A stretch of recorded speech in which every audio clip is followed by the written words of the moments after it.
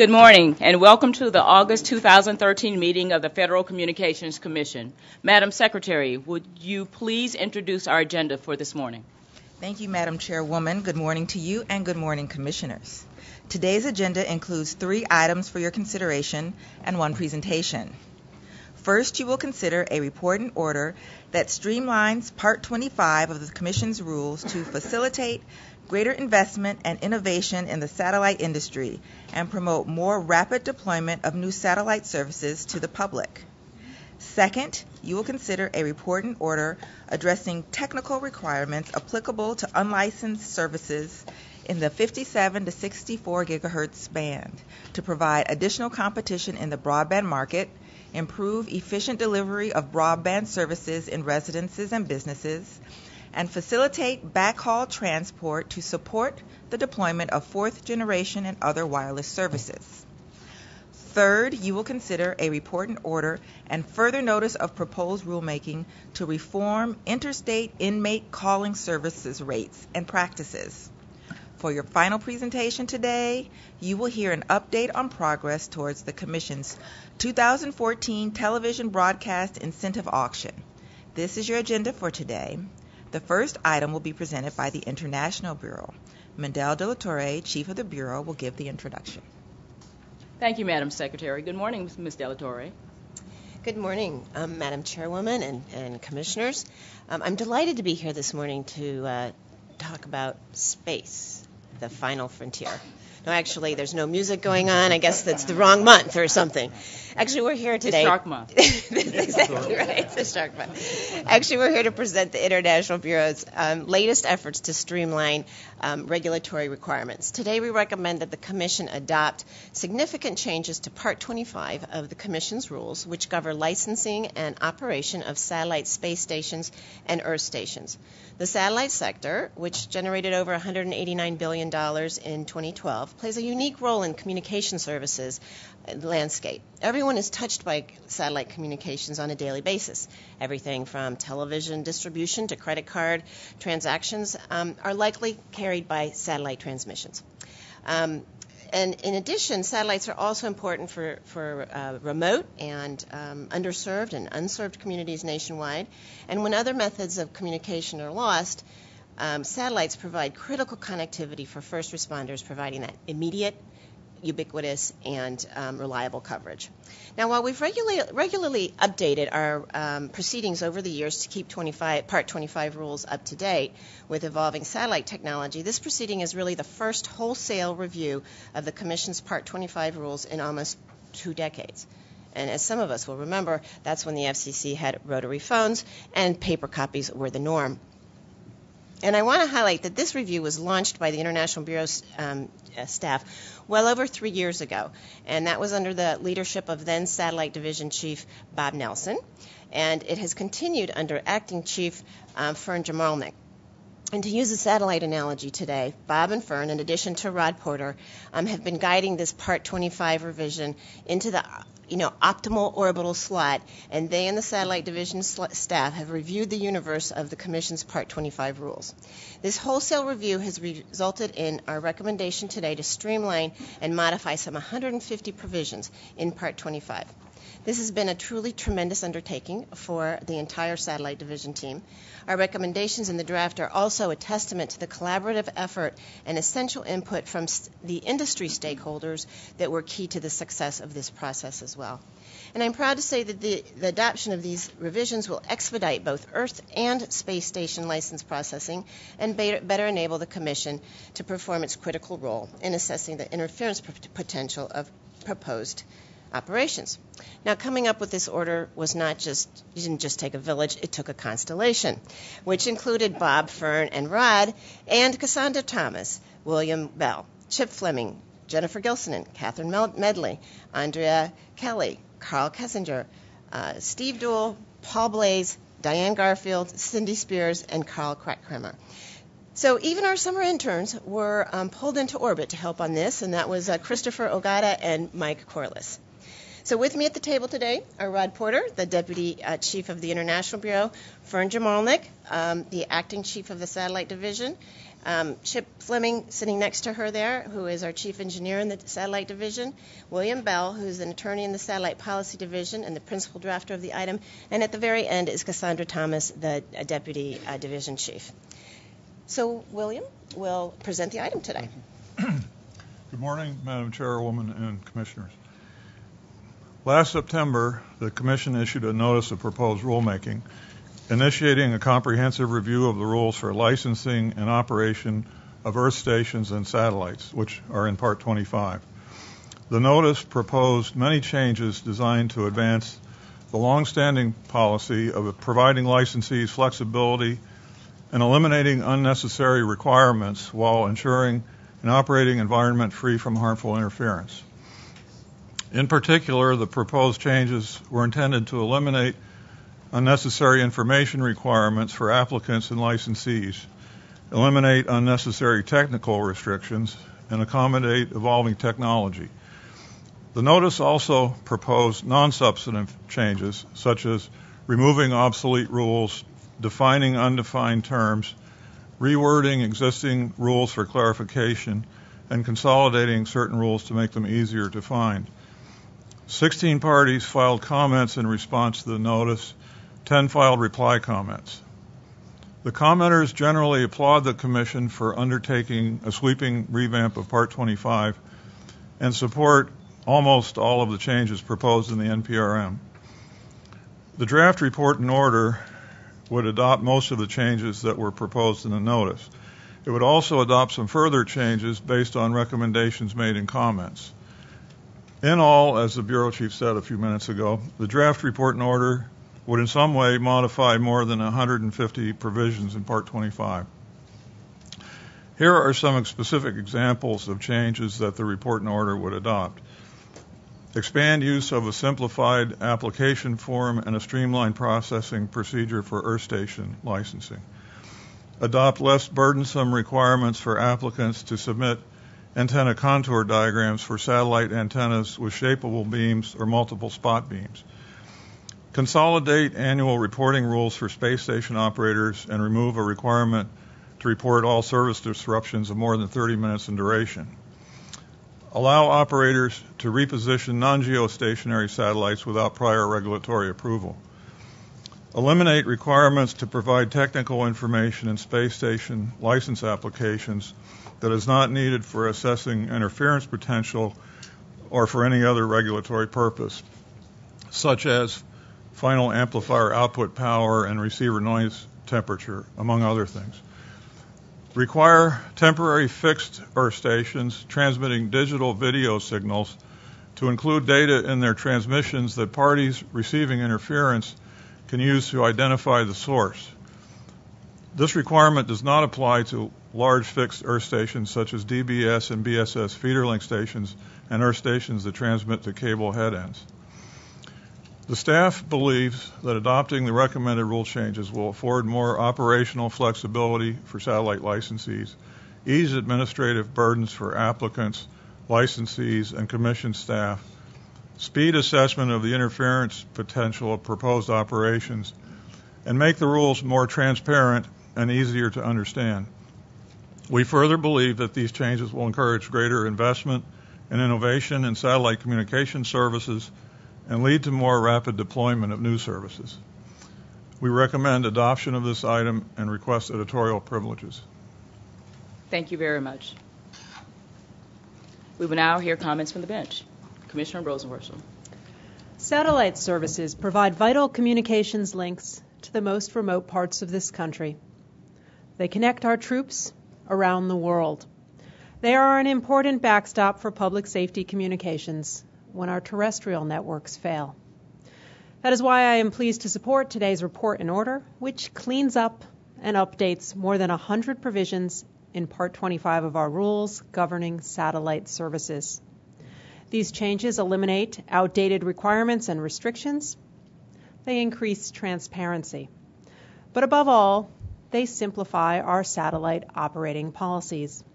That should mean more speed with applications before this agency, swifter deployment of new services to the public, and greater opportunities for innovation and investment in the satellite industry.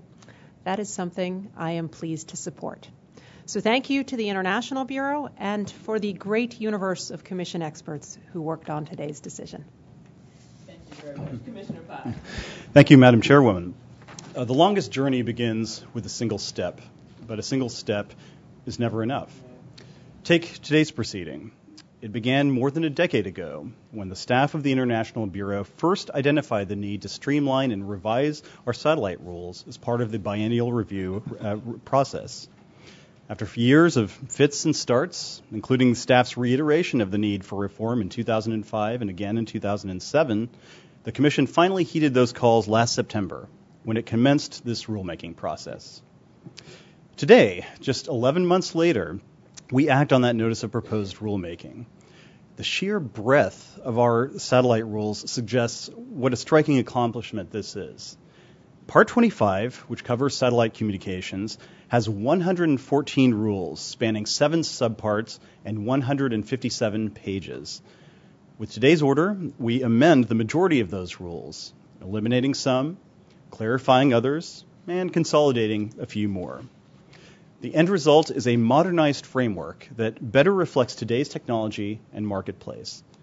That's yeoman's work, and the staff of the International Bureau, as well as their colleagues throughout the Commission that aided in this task, should be proud. Mindell, you in particular should be proud of achieving the highest pun-to-prose density ratio that has ever been seen at an open Commission meeting. But our labors don't end with today's order. Last September, I called on satellite communications providers and other stakeholders to tell us not only about the modifications proposed in the notice, but also about larger scale reforms to our satellite licensing and operating rules. They obliged. I gave up counting the number of proposals proffered once it hit 50. And today, we too follow suit. Indeed, we commit to moving forward with a further notice to explore more far-reaching changes to our rules, such as EchoStar's recommendation to expand the scope of our rain-fade rules, and SIA's suggestion to target our coordination requirements to those satellites actually affected by an Earth station.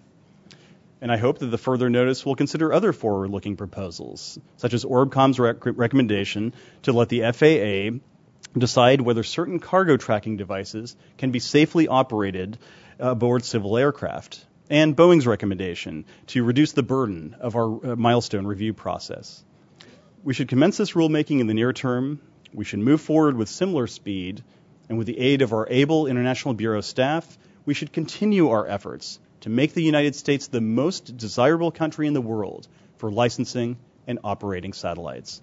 Thank you once again to the International Bureau and to you, Madam Chairwoman. Thank you so much, Commissioner. It may not get the press attention of 4G LTE or gigabit fiber networks, but the satellite industry is a $190 billion a year business and an important part of the communications sector. Satellite service can be offered in areas where there is no terrestrial infrastructure and the cost of deploying a fiber or microwave network are prohibitive. It can also provide additional bandwidth in areas where existing infrastructure is outdated, heavily congested, or damaged by natural disasters. Fixed and mobile satellite services offer temporary solutions in the aftermath of the 9/11 attacks and for weeks after Hurricane Katrina. So it is with this order that the International Bureau continues its excellent work to update and streamline the Part 25 rules to facilitate rapid deployment of new commercial satellite services to the public. We began the process of updating Part 25 in January of 2010 by issuing a public notice seeking comment on changes that would merely clarify rules or make corrections. And in 2012, we adopted those modest changes. But building upon the recommendations of the industry, we also issued a notice of proposed rulemaking that set forth comprehensive changes to Part 25's rules. Today, I am pleased that we were revising more than 150 rule sections. These changes include updating filing requirements for space and Earth stations to reflect evolving technology, eliminating filing requirements that are no longer needed, increasing the number of Earth Station applications eligible for streamlined processing, and providing greater flexibility to Earth Station's applicants in complying with rules on antenna performance. Overhauling these requirements for annual reporting, licensing, and filing should lead to substantial reductions in the administrative costs necessary to offer satellite services. This, in turn, should lead to greater investment in enhanced benefits for consumers. I, too, would like to thank Mendel Della Torre and all of the stars in the International Bureau for their outstanding work throughout this proceeding. So unless there's any further discussion or any other references about space, the final frontier, we will proceed to a vote. All those in favor say aye. Aye. Aye. Anyone opposed? The ayes have it so ordered, and the request for editorial privileges is granted. Madam Secretary, please announce our next item. Madam Chairwoman, Commissioners, the next item on your agenda will be presented by the Office of Engineering and Technology. It is entitled Revision of Part 15 of the Commission's Rules Regarding Operation in the 57 to 64 gigahertz band.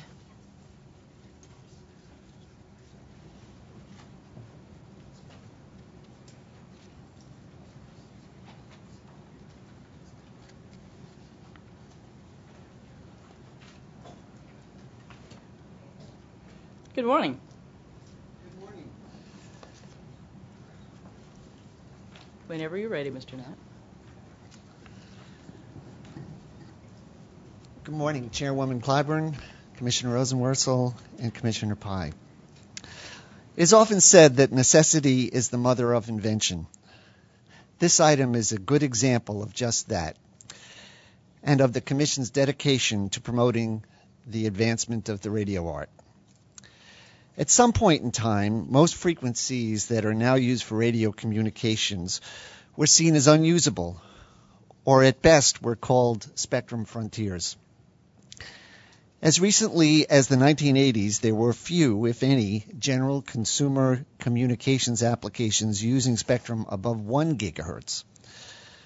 But as spectrum at the lower frequencies became crowded, new solid-state radio technology developed to advance the deployment of devices that could use shorter wavelengths in the higher frequency bands. And that progress continues so that we can now operate all the way into the higher gigahertz part of the spectrum.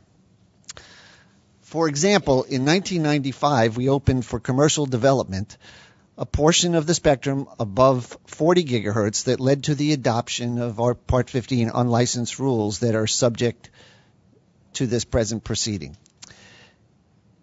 In 2003, we adopted rules to open up frequencies at 70, 80, and 90 gigahertz for applications such as high-speed point-to-point wireless local area networks and broadband internet access on a licensed light basis.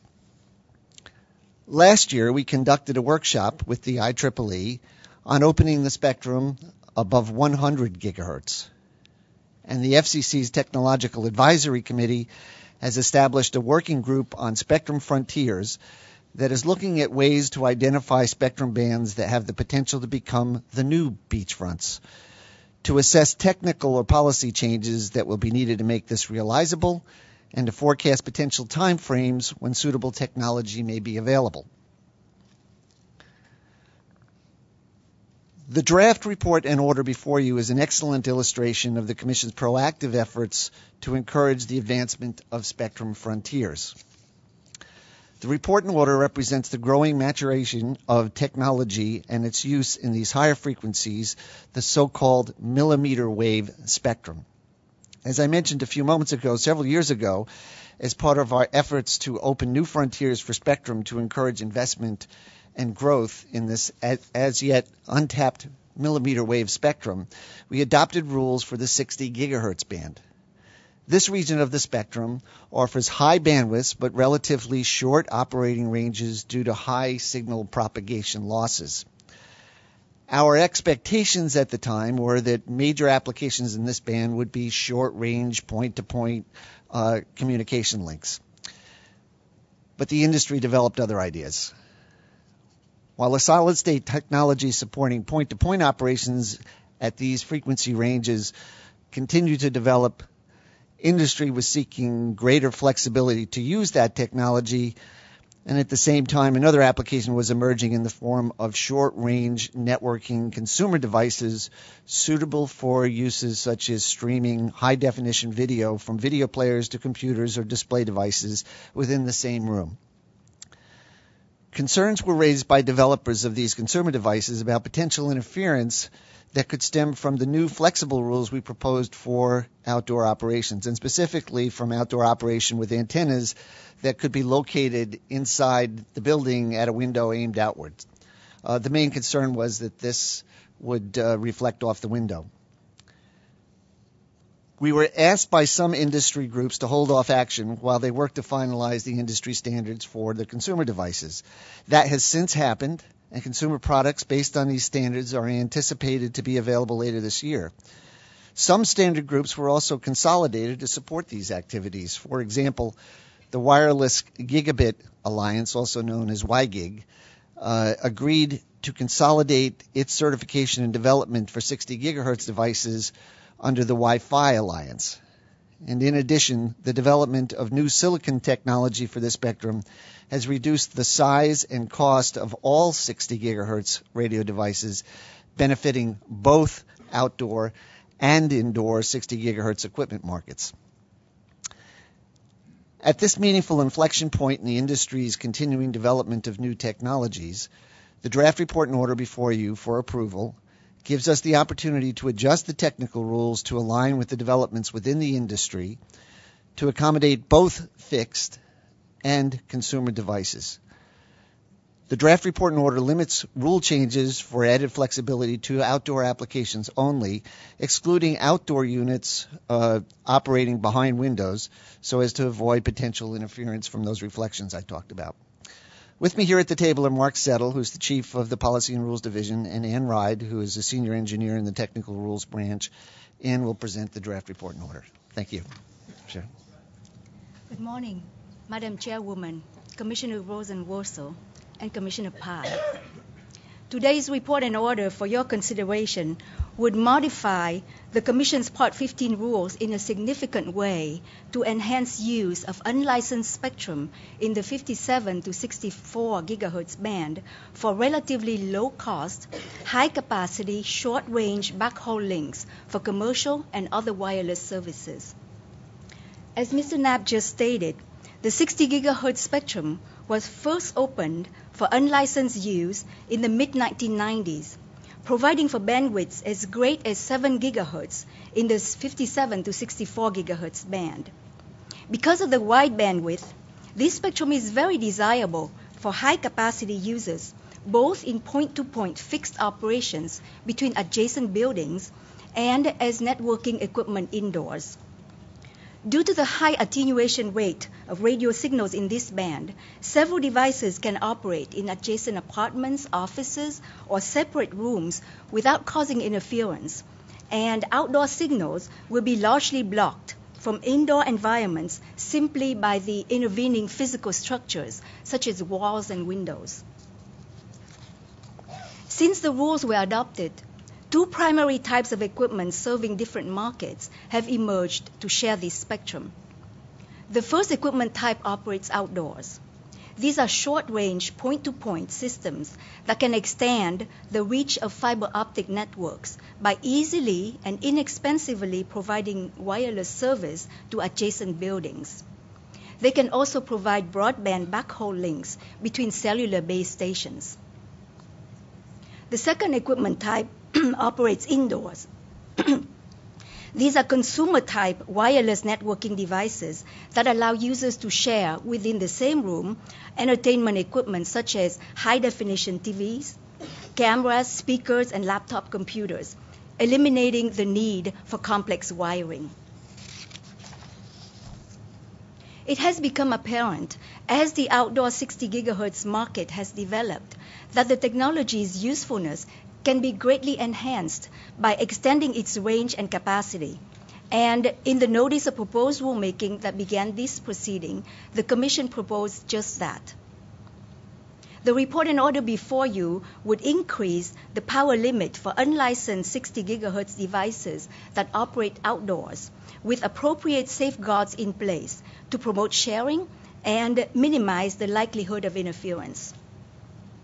Specifically, the item would tie the maximum power permitted to the precision of the antenna beam, which determines its potential for causing interference to other users, including to low-power indoor networks. This change would permit outdoor 60 gigahertz devices to deliver reliable high-capacity communication links over longer distances, enhancing the utility of the unlicensed 60 gigahertz band as a vehicle for broadband.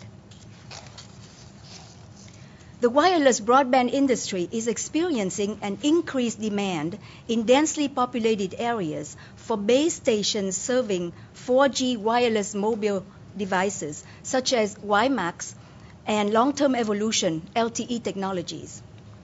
The combination of high capacity and the short distance between small-size cellular base stations makes the 60 gigahertz band an excellent backhaul solution.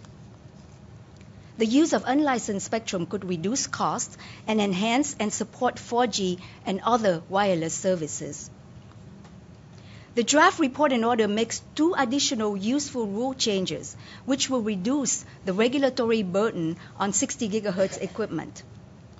One rule change would specify the emission limit for 60 gigahertz devices as an EIRP level in order to provide repeatability of measurement data and promote uniformity and consistency in the rules. The other rule change would eliminate the transmitter ID requirement for indoor 60 gigahertz devices, which has proven to be unnecessary. This change will provide flexibility and cost savings to indoor devices and facilitate measurement compliance. The draft report and order is mindful of the concerns from 60 gigahertz indoor users about the potential interference that could occur to indoor portable consumer devices.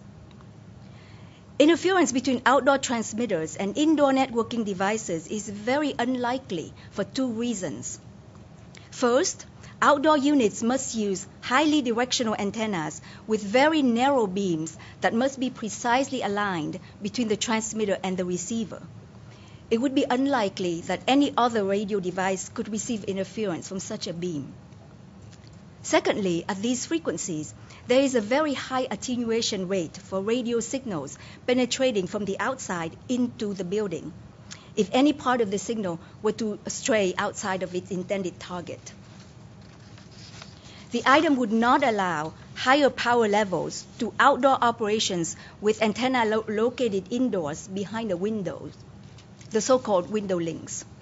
This will avoid any concerns that high-power fixed links aimed toward the outside through a window can result in reflections of signals inside the building, as well as outdoor signals aimed through the window at the indoor antenna behind the window, which could overwhelm the low-power operation of the consumer devices.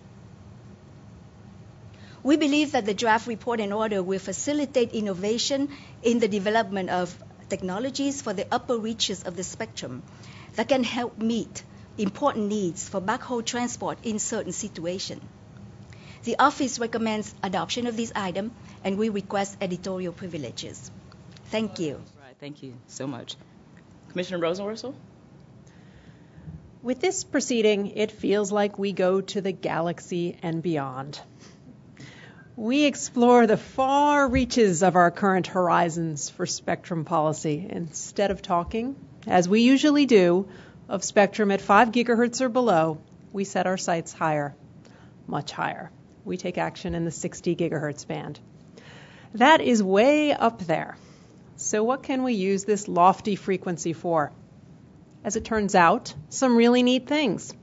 First, the 60 gigahertz band can be used outdoors to send unlicensed signals from one building to the next.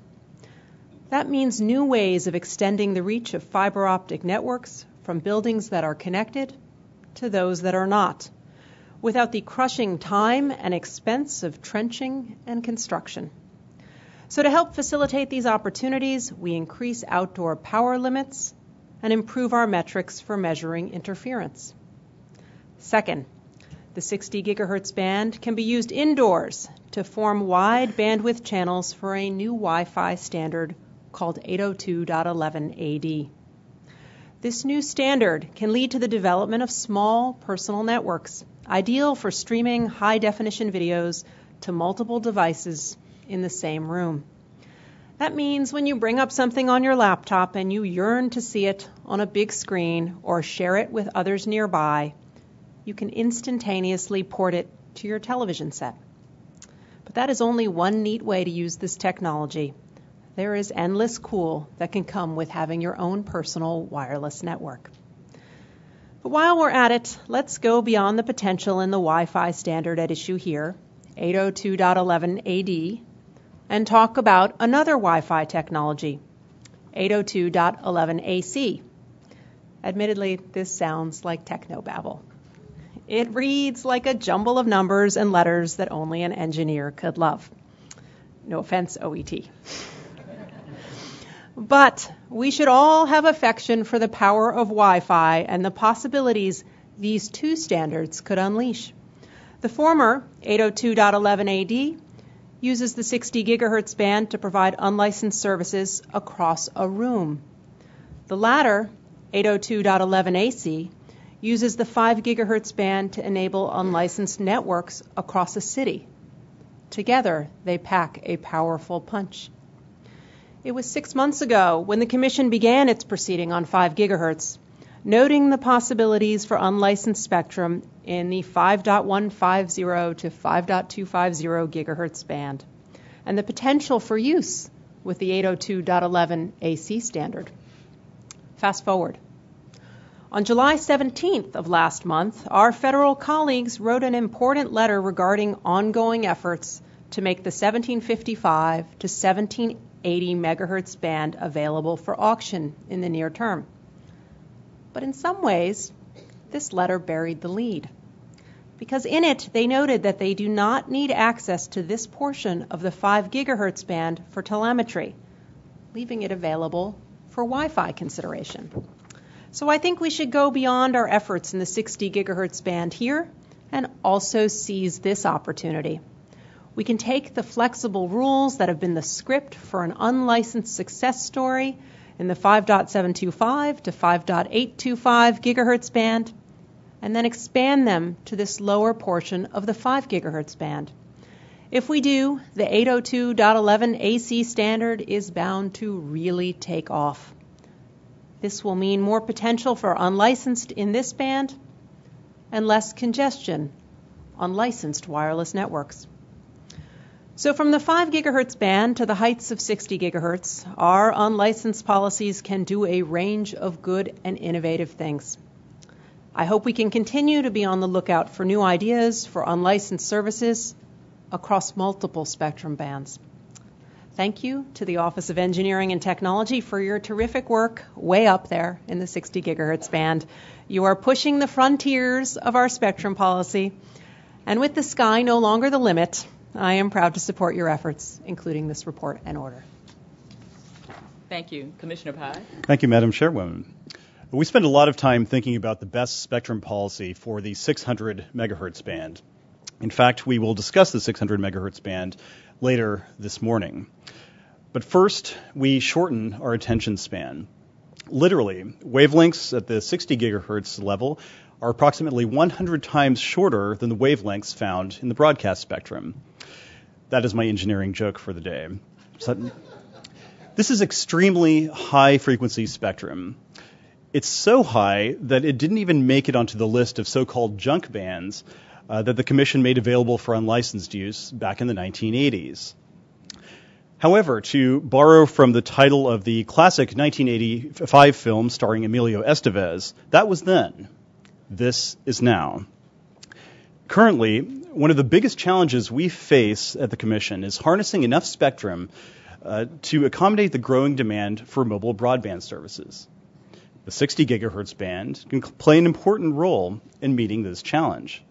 The signal's short-range propagation and inability to penetrate walls allows for heavy reuse of the spectrum in dense urban areas without causing interference. And critically, the channels are wide. We've previously allocated an enormous 7 gigahertz of spectrum for unlicensed use. This large, contiguous swath of spectrum between 57 and 64 gigahertz could enable very high data throughput, precisely what is needed for advanced wireless applications. That's why I enthusiastically support today's order. It modernizes the Part 15 unlicensed rules that govern the 60 gigahertz band, which were established about a decade before we fully understood the potential for these frequencies. It allows a sensible increase in power levels. It eliminates the obsolete mandate that devices transmit identification information, and it streamlines many other rules. In sum, it makes using the 60 gigahertz spectrum easier and less expensive. Which begs the question, what will it be used for? Well, we're still in the early stages of development, but the 60 gigahertz band holds particular promise for meeting the needs of consumers who increasingly use high bandwidth applications. Already, as has been mentioned, the new 60 gigahertz IEEE 802.11ad standard, known as WiGig, will enable consumers to stream uncompressed high-definition video from a DVD player, a tablet, or a personal computer to a television in the same room without relying on a wired connection. Other applications really are limited only by our imagination. They include point-to-point backhaul, machine-to-machine communications. The list goes on. Both as a commissioner and, I'd confess, as a consumer, I'm excited to see the innovation that these reforms will spur in the years to come. I commend Chairwoman Clyburn for her leadership on this item, and I thank the Office of Engineering and Technology for its thoughtful treatment of the issues in the rulemaking. The prospect of a world gone wireless makes it crucial that the Commission establish a forward-thinking, flexible spectrum policy. Today's order is a great example of the agency doing just that. Thanks to OET, and thank you once again, Madam Chairwoman. Thank you, Commissioner Pai. For years, the Commission has championed the concept of opening higher spectrum bands to encourage the development of new products and services. Spectrum above 1 gigahertz, which was once thought to be inappropriate for consumer products, now supports many innovative devices on an unlicensed basis such as Wi-Fi, Bluetooth, cordless phones, and even baby monitors. Roughly 15 years ago, the Commission opened spectrum in the 57 and 64 gigahertz band for the development of unlicensed short-range devices. Those seeds planted over a decade ago are just beginning to blossom with the introduction of WiGig technology that can carry data at gigabit per second speeds over short distances for consumer products. By making a number of changes to the technical requirements, today's item takes another important step to encourage the technological development in these spectrum bands. For example, increasing the emission limits for outdoor fixed applications will extend the reach of fiber optic networks and promote broadband backhaul links between cellular base stations. Tapping into the lightly used upper reaches of the spectrum is an important concept in our overall strategy for meeting the high bandwidth demands of tomorrow's networks. It will also help promote expansion of wireless broadband services to rural areas of this nation. Eliminating the requirement for transmitting ID information will promote greater use of wireless personal area networking devices. These devices that currently allow your personal computer to connect with your high-definition TV and your Blu-ray digital video recorders. Who knew? Today's order allows manufacturers to reduce administrative costs and invest in greater technological innovation. I am very excited to see what the future holds, just like you, Commissioner Pai. And I'm assuming you too, yeah. Okay. Our Technological Advisory Committee has a working group on Spectrum Frontiers that is looking at ways to identify spectrum bands which have the potential to become the new beachfronts to assess technical or policy changes necessary to enable use of this spectrum. We look forward to receiving those recommendations later this year. I commend another star, Julie Knapp and his talented staff of the Office of Engineering Technology for presenting us with another terrific item. So unless there's any more discussion, again, is this the last time we're going to have, anyway, never mind, I won't ask about the puns. We will proceed to a vote. All those in favor say aye. Aye. All those opposed say nay. The ayes have it, so ordered. The request for editorial privileges is granted. And Madam Secretary, will you please announce our next item?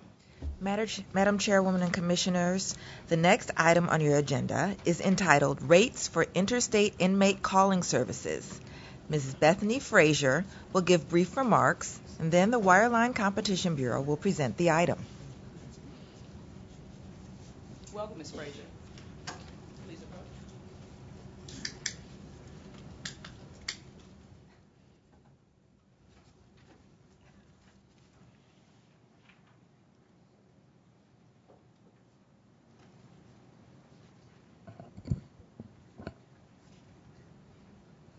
Thank you for joining us this morning, if you would.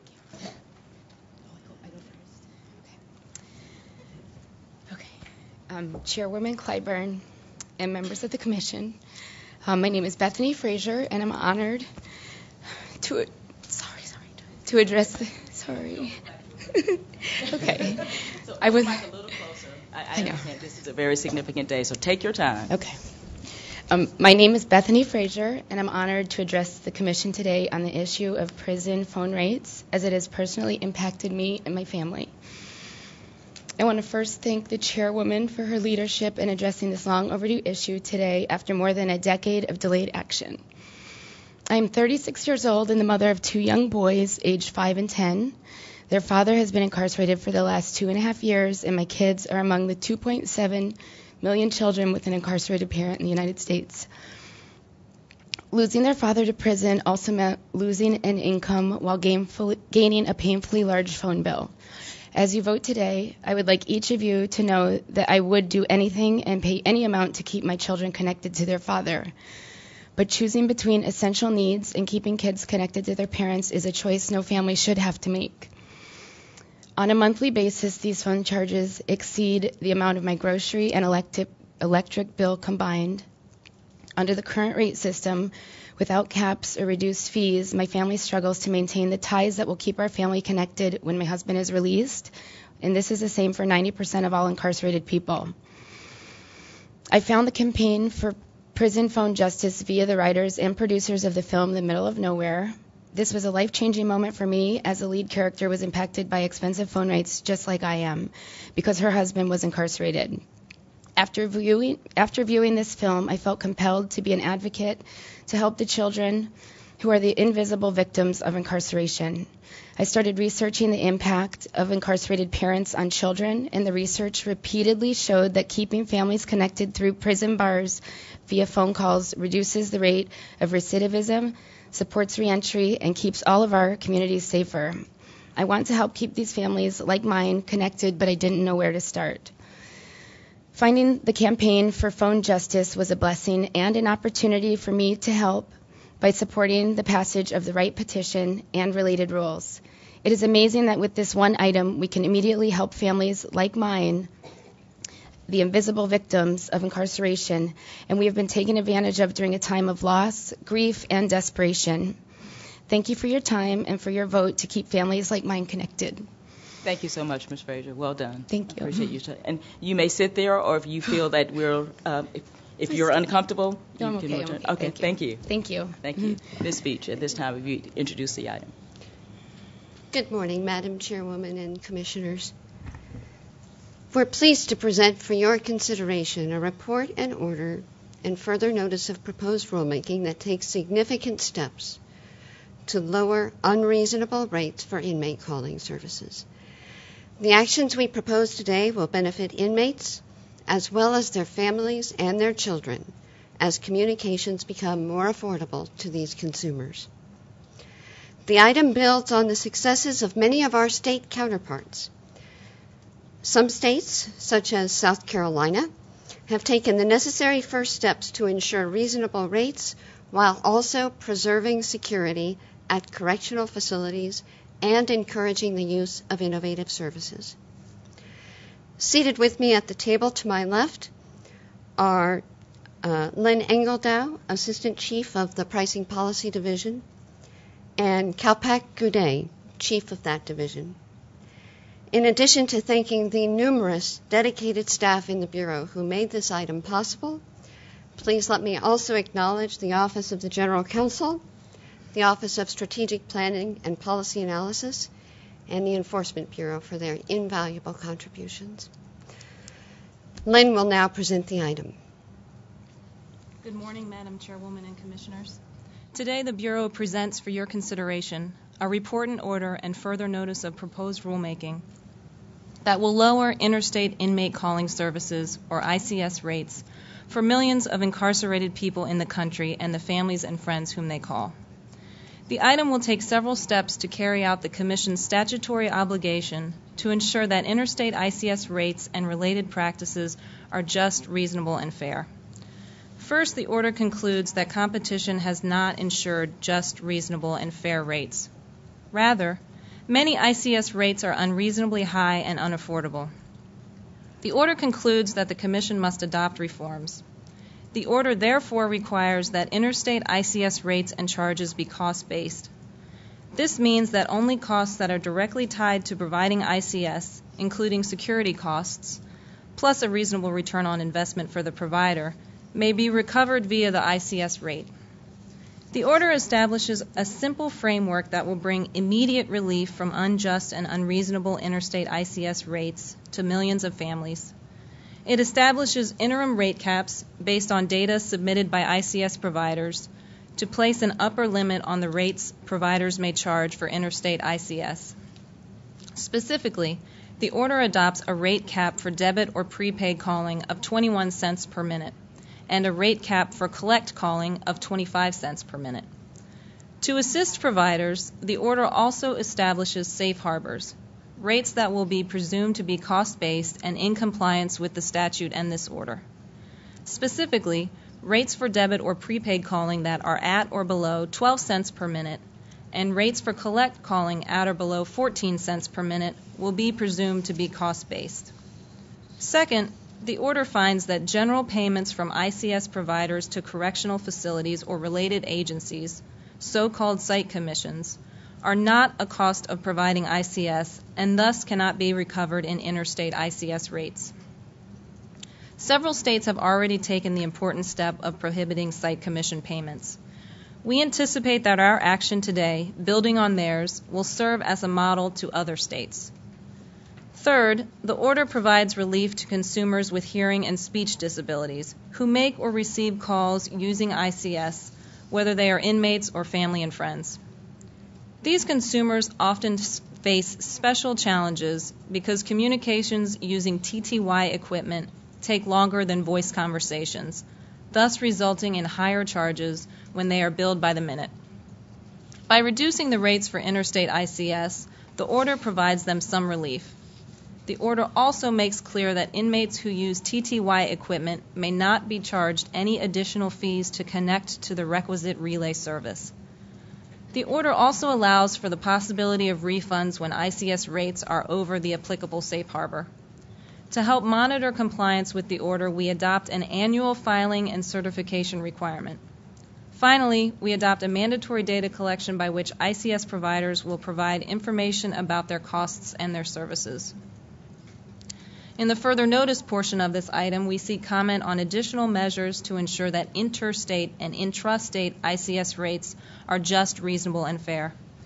These include addressing intrastate rates, further interstate ICS rate reductions, and further measures to address ancillary service charges. The notice also seeks comment on the issue of call blocking by ICS providers, international ICS rates, ways to introduce more effective competition into the ICS market, and the effect of new technologies on the ICS market. The Bureau recommends adoption of this item and requests editorial privileges. Thank you. Thank you. We will now hear comments from the bench. Commissioner Rosenworcel. When I step back from the record in this proceeding, there is one number that simply haunts me, perhaps because I am a parent. Across the country, there are 2.7 million children that have at least one parent in prison. That is 2.7 million children who do not know what it means to talk regularly with their mother or father. After all, families with an incarcerated parent are often separated by hundreds of miles. They may lack the time and means to make regular visits. So phone calls may be the only way to stay in touch.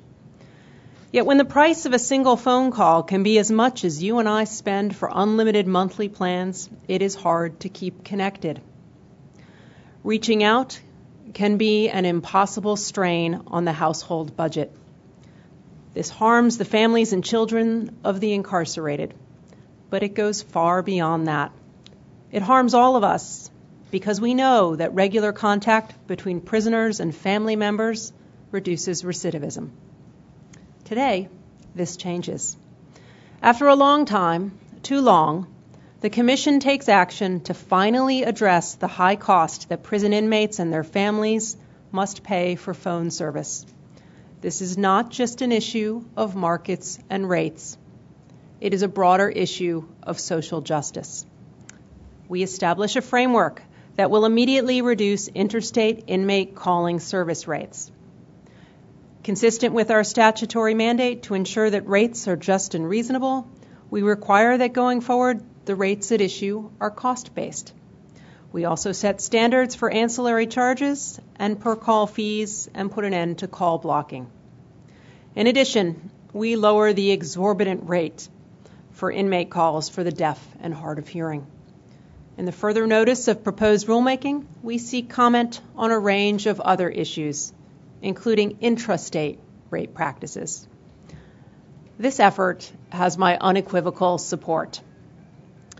So thank you to the Wireline Competition Bureau for your work on this proceeding.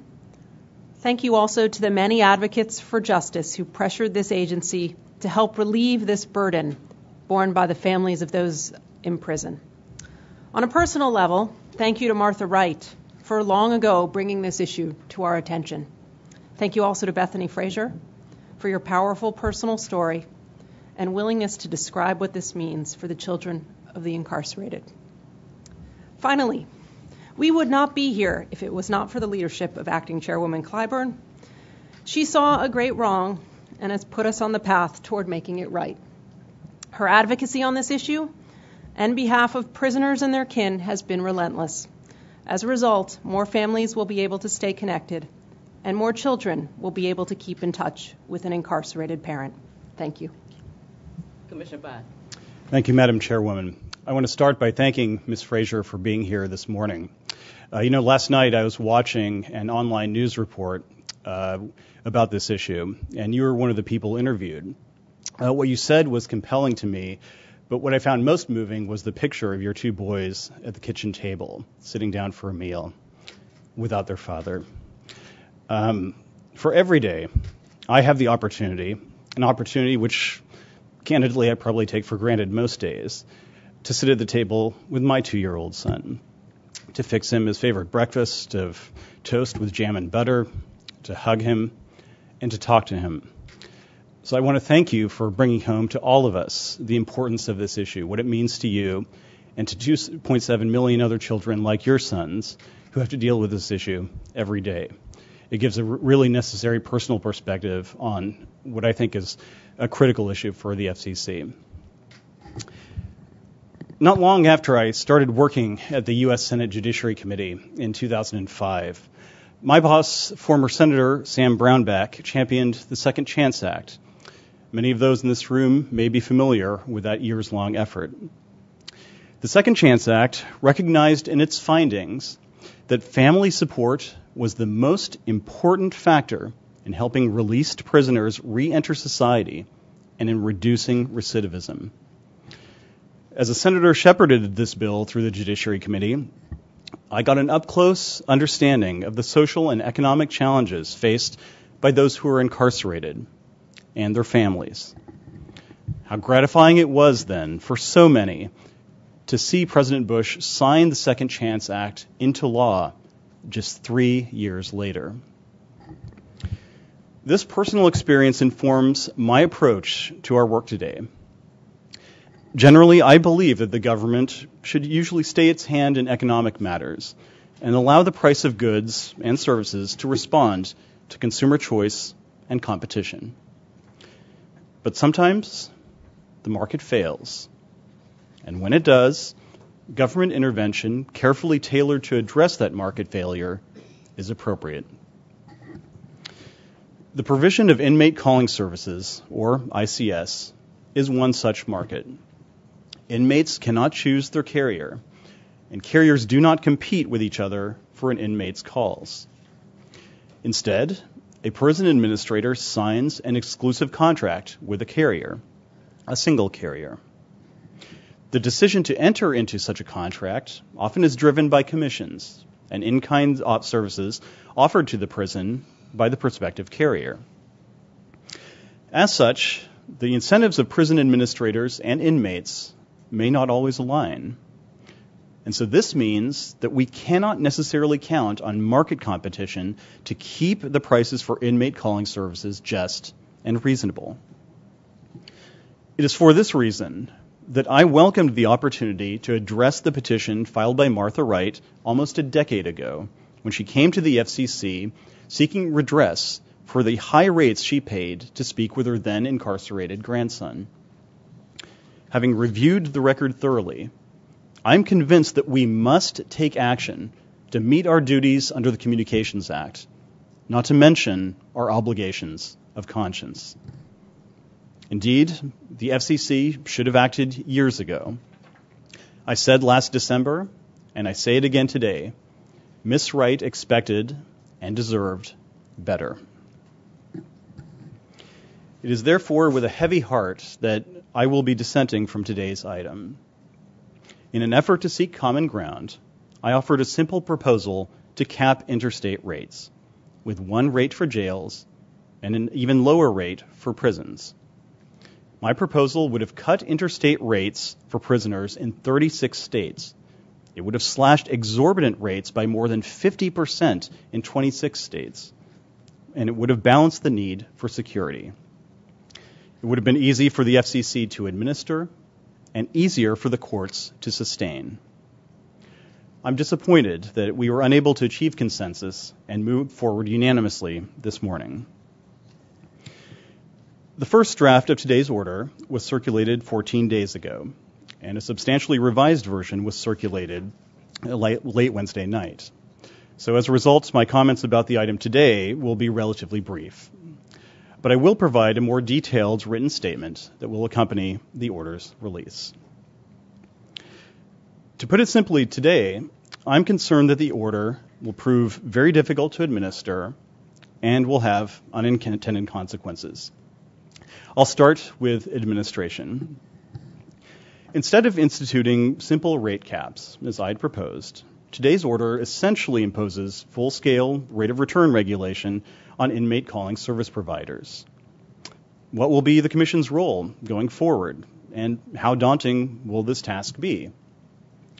Well, let's first look at an ICS provider with per-minute debit rates below the safe harbor benchmark of 12 cents a minute. Now, first, we should remember that the safe harbor applies only if all of an ICS provider's rates are below 12 cents. If the rates for a single facility are above that benchmark, the ICS provider will not qualify for the safe harbor at any facility. Second, the term safe harbor is a misnomer because it provides no refuge from complaints. The order explicitly states, and I quote, that parties can file a reasonable complaint challenging the reasonableness, can file a complaint challenging the reasonableness of ICS rates, unquote, even if they're within the safe harbor. If those rates are challenged, the Commission will have to decide whether they are cost-based. Now, to be sure, the provider will benefit from a rebuttable presumption that its rates are just and reasonable. But rebuttable means that the safe harbor isn't really safe. Now, let's turn to an ICS provider with rates between the safe harbor of 12 cents and the cap of 21 cents. Those rates, too, must be cost-based. In this context, This means that rates must be based on, quote, historical costs that are reasonably and directly related to the provision of ICS, unquote, excluding some, but not necessarily all site commissions, and including some return on investment. Now, if challenged, the ICS provider bears the burden of proving that its rates are cost-based. The Commission must then evaluate on a facility-by-facility basis which costs are legitimate and which costs are not. If the Commission disagrees after the fact with the ICS provider's accounting, the provider must lower its rates and may be subject to refunds and forfeitures. Finally, let's consider an ICS provider with rates above the cap of 21 cents. Under today's order, this provider cannot charge those rates for a particular facility, even if they are cost-based, unless and until the FCC grants a waiver for what are known as extraordinary circumstances. Now, in deciding whether to grant such a waiver, the Commission may examine not just the cost of serving that one facility, but its cost of serving each and every facility, including, and I quote again from the order, costs directly related to the provision of interstate ICS and ancillary services, demand levels and trends, a reasonable allocation of common costs shared with the provider's non-inmate calling services, and general and administrative cost data. Now, I have no doubt that the order's approach was crafted with the best of intentions, and these are matters on which reasonable people can disagree. And in this case, I unfortunately have to disagree with it. I cannot support what I believe is not within the Commission's competence, which is micromanaging the prices of inmate calling services. Nor do we have the resources to review the effectively tariffed rates of ICS providers, to sort out the legitimate costs from the illegitimate costs, and to separate intrastate costs from interstate costs. All of this possibly in every one of the thousands of correctional institutions in America. I'm not sure, frankly, how we will handle all the disputes that are likely to arise with the limited and hardworking staff we already have. Turning from administrative difficulties to unintended consequences, I believe that the Commission's decision to impose a one-size-fits-all safe harbor and cap on all correctional institutions is a serious mistake. Based on the record set forth in the item, I believe that the rates set forth are simply too low for most jails. The majority of jails in this nation have 100 inmates or less. Also for secure mental health facilities and juvenile detention centers. The ironic end result could be that some facilities receive limited phone service or no service at all. This could disconnect some inmates from their families entirely. And for other facilities, the arbitrarily low rate will likely mean fewer security measures. As the National Sheriff's Association puts it, this would pose, quote, a substantial security risk to inmates and jail staff and to public safety in the community at large. Indeed, the record contains overwhelming opposition to today's order from our nation's sheriffs. These are frontline perspectives from those who put their lives on the line every day to keep us safe. Had we charted a different course, say by applying reasonable caps on interstate rates, as I proposed, we could have substantially reduced onerous interstate calling rates in a way that easily would have withstood judicial scrutiny. But as it stands, however, I believe that today's order may not withstand a court challenge. For no party could have foreseen the reach of today's order when we opened this proceeding last December. The notice of proposed rulemaking teed up a permanent rate cap and other discrete proposals, but the order codifies de facto rate of return regulation. Moreover, the record evidence simply does not support the Commission's approach. Indeed, the order recognizes that we do not have the data to establish long-term rates, and accordingly, it commences a mandatory data collection. But this simply underscores the fact that the cart is before the horse. All of this portends protracted litigation, which jeopardizes the very benefits that the order was meant to provide to inmates and to their loved ones. As Ms. Wright, as Ms. Fraser, and as all the other petitioners know all too well, justice delayed is justice denied. In conclusion, I very much hope that my concerns about today's order will prove unfounded. I hope that these rules will be easy to administer. I hope that no inmates will lose access to calling services to keep that connection with their families. And I hope that security inside and outside of prisons does not suffer. But because I can only make these statements out of hope rather than belief, I must respectfully and regretfully dissent. Thank you, Madam Chairwoman. Thank you. For 10 years, family, friends, and legal representatives of inmates have been urging the courts and waiting for the FCC to ease the burden of an exorbitant inmate calling rate structure. Their wait is finally over. Borrowing from a 1964 anthem inspired by the challenges of his time, the immortal songwriter Sam Cooke sang that it's been a long, long time coming, but change has finally come. Today's order reforms the rates and charges for inmate interstate calling services and provides immediate and meaningful relief, particularly for low-income families across this nation. Ms. Frazier, this order fulfills our obligation to ensure just, reasonable, and fair phone rates for all Americans, including the millions with loved ones in prison.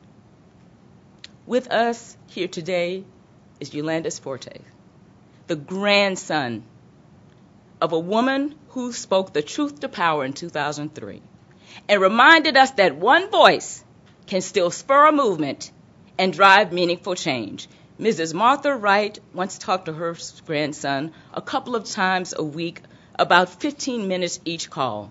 For this minimal contact, she often paid more than $100 a month, no small change for a retired nurse. So in 2003, she filed a petition with this agency asking for help. Others who were paying a high toll for interstate inmate calls would follow her lead, and after many twists and turns, we are finally here this morning. I am happy that you are here, Yolandis. And I believe Mr. Jackie Lucas is here too. And our many special guests, the petitioners here today. Because millions will benefit from your perseverance and your willingness to take a stand. Thank you for seeing us through this important day. For your story, those of the petitioners and others reveal many common themes that illustrate why the change we put forth this morning is so very necessary. Too often, families are forced to choose between spending scarce money to stay in touch with their loved ones or cover life's basic necessities. One family member described how communicating with her husband is a great hardship, but that the few minutes they are able to talk each week, and I quote, has changed his life. Another parent told us how he has spent significant amounts of money to receive collect calls from his sons, calls he cannot afford, but he accepts those calls because that is his son, and I quote, his emotional health and survival in prison is important to me. And just yesterday, I spoke to Mona Lisa Johnson, a woman I met behind stage at an Urban League convention in Philadelphia. You see, 9 months ago, she whispered to me that her daughter began serving a 10-year sentence in Georgia. And now the new line item in her budget includes a $600 per month charge to stay in touch. She pays $21 for a 15-minute call, which she describes as highway robbery. We've heard from inmates, many of whom are concerned about the financial burdens that calling their parents, significant others, and children can impose. Too often, they are unable to make a simple phone call on birthdays or other special occasions. And from these stories and thousands more, we see and have learned just how much a difference telephone contact can make. As one inmate said, to be able to actually hear your loved ones helps to strengthen the relationship unlike any letter one could write. These are not isolated anecdotes. There are 2.7 million children with at least one parent in prison, and they want and need to maintain that connection. In addition to coping with the anxiety associated with a parent who is not there on a daily basis, these young people are often suffering severe economic hardships, which are being exacerbated by an unaffordable inmate calling structure. In the meantime, 700,000 inmates are released from correctional facilities each and every year. It is critical for them to have strong support structures in order to reassimilate successfully. Studies have shown that having meaningful contact beyond prison walls can make a real difference in maintaining community ties, promoting rehabilitation, and reducing recidivism. Making these calls more affordable can facilitate all of these objectives and more. So how much money are we talking about? We've learned that rates can be as high as $17 for 15-minute calls, and that users can pay as much as $4 for a connection charge each time, and that calls made to or coming from one who is deaf or hard of hearing can and are often even more expensive than that. For families on fixed incomes or barely struggling to get by, personal engagement is much, much too often beyond reach. But today's order takes action. It requires interstate rates to be cost-based.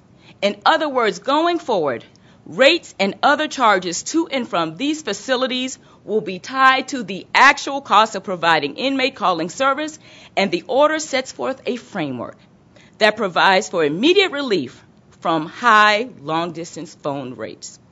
We adopt interim interstate rate caps and safe harbors to provide relief without delay to families from exorbitant rates while permitting providers to secure reasonable compensation.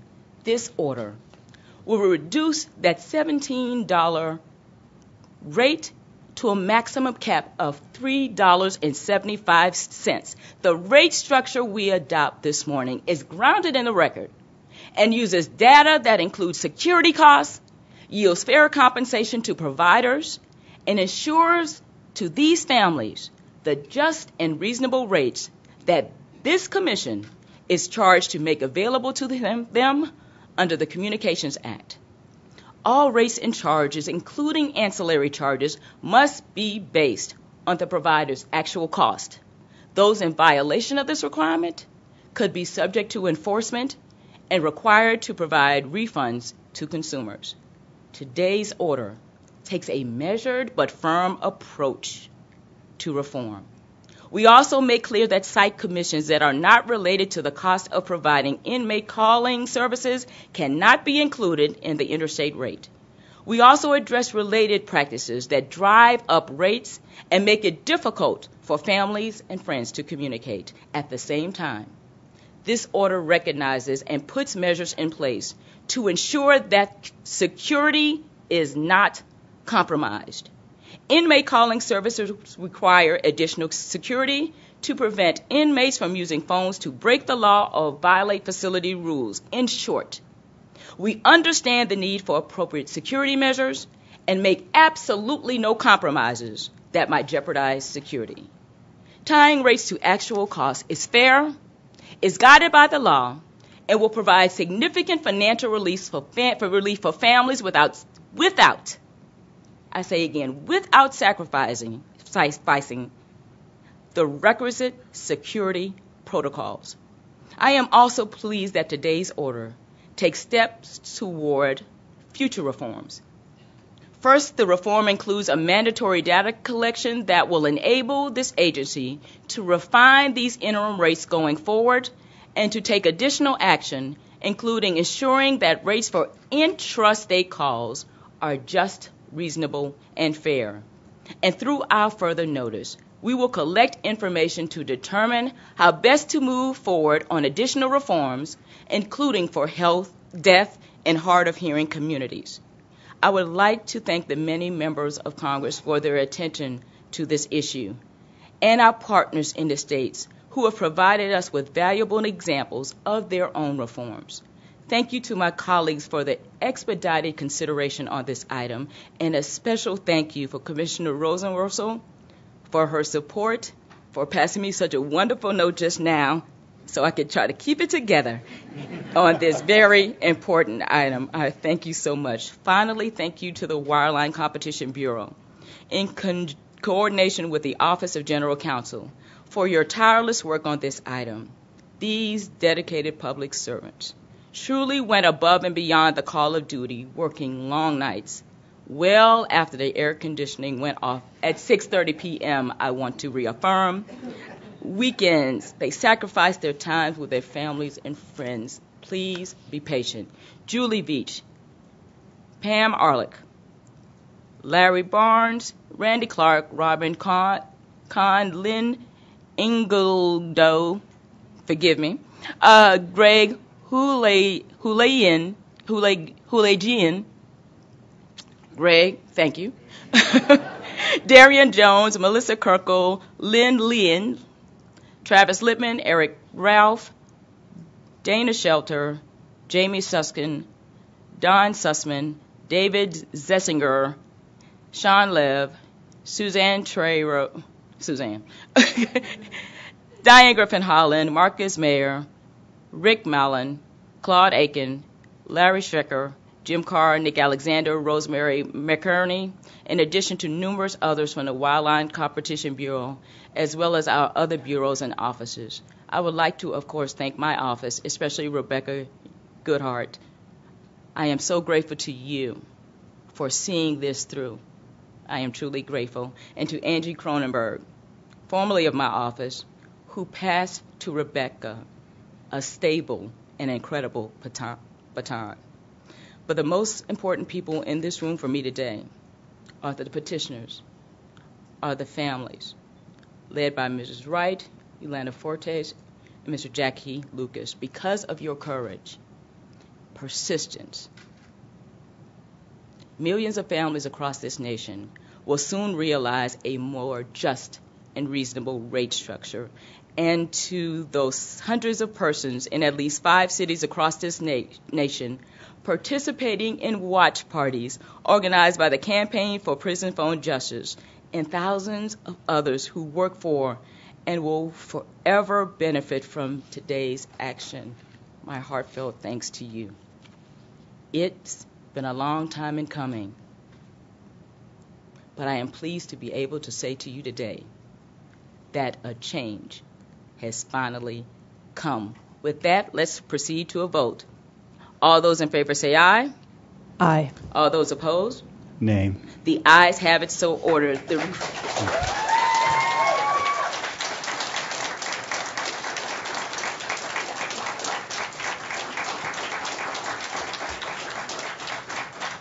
request for editorial privileges is granted. Madam Secretary, please quickly move to the next item. Okay. Madam Chairwoman and Commissioners, final on your agenda today is a presentation by the Incentive Auction Task Force on the latest progress towards the Commission's 2014 Television Broadcast Incentive Auction.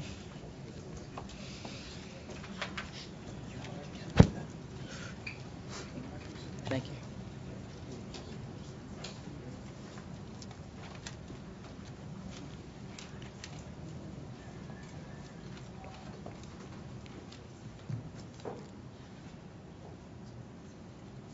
Good morning, Mr. Epstein. Good morning, Madam Chairman, Chairman Clyburn, and Commissioners Rosenworcel and Pai. Usually with the glamour item on the agenda, not today, and I'm glad of that. My colleagues and I are pleased to be here today for the second of our regular updates about the Incentive Auction Task Force progress towards implementing the Broadcast Television Incentive Auction. Thank you for your support and continuing oversight of the Incentive Auction process. The information we provide today is focused on keeping all interested parties abreast of our work and demonstrates our continued progress. Conducting a transparent process and providing opportunities for meaningful public comment are central to our auction proceeding. Today, there are two main areas of work we'd like to focus on. First, the repacking process, and second, our ongoing planning for the broadcaster's transition and reimbursement following the incentive auction. Joining me at the table today are Julie Knapp and Matthew Hussey of the Office of Engineering and Technology, Sasha Javid of the Wireless Telecommunications Bureau, and Rebecca Hansen of the Media Bureau. This is the first appearance at the front table for both Matthew and for Sasha. My colleagues are doing extraordinary work integral to the future success of the FCC's implementation of the incentive auction. First, I turn to Julie Knapp, Chief of the Office of Engineering and Technology, to discuss the repacking. Julie, Matthew, and Rebecca will present the update. Thank you, Gary. Repacking involves reorganizing the UHF band by reassigning some of the stations that will remain on the air after the incentive auction to new channels in order to free up contiguous spectrum suitable for auction for flexible use. The complex process of repacking will consist of multiple integrated components, including calculating TV station coverage and interference characteristics using the most accurate data sets and software available to comply with statutory direction. Using coverage and interference calculations with other data to analyze repacking constraints. Determining the feasibility of possible provisional channel assignments during the auction. Determining how bids will be selected using an auction algorithm, and assigning optimal final channel assignments at the conclusion of the auction. Today, I'm focusing in this presentation on the two important initial steps, calculation of TV station coverage and interference, and the analysis of repacking constraints. The Spectrum Act requires the Commission to, and I quote, make all reasonable efforts to preserve, as of the date of enactment of this Act, which was February 22, 2012, the coverage area and population served of each broadcast television licensee as determined using the methodology described in OET Bulletin 69. OET 69 is the bulletin issued by the Office of Engineering and Technology 16 years ago to describe the Longley-Rice methodology for evaluating television service coverage and interference. Consistent with the statutory direction, we developed new TV study computer software to perform interference analyses using the methodology that's described in OET 69. The Commission developed the software that is currently used to implement OET 69 more than 16 years ago, and it has not been updated since 2004. It is based fundamentally on source code and data from the 1990s and earlier, and is incapable of performing the types of analysis necessary to support a successful incentive auction. By contrast, the TV study software is capable of performing such analyses. The software also operates on modern computer systems, runs much faster, provides greater accuracy in modeling and analysis, and is easier to use and more versatile. Importantly, the TV study software and updated data sets would also enable us to satisfy the Spectrum Act's requirements to make all reasonable efforts to preserve the coverage area and population served as of the date of the statute's enactment.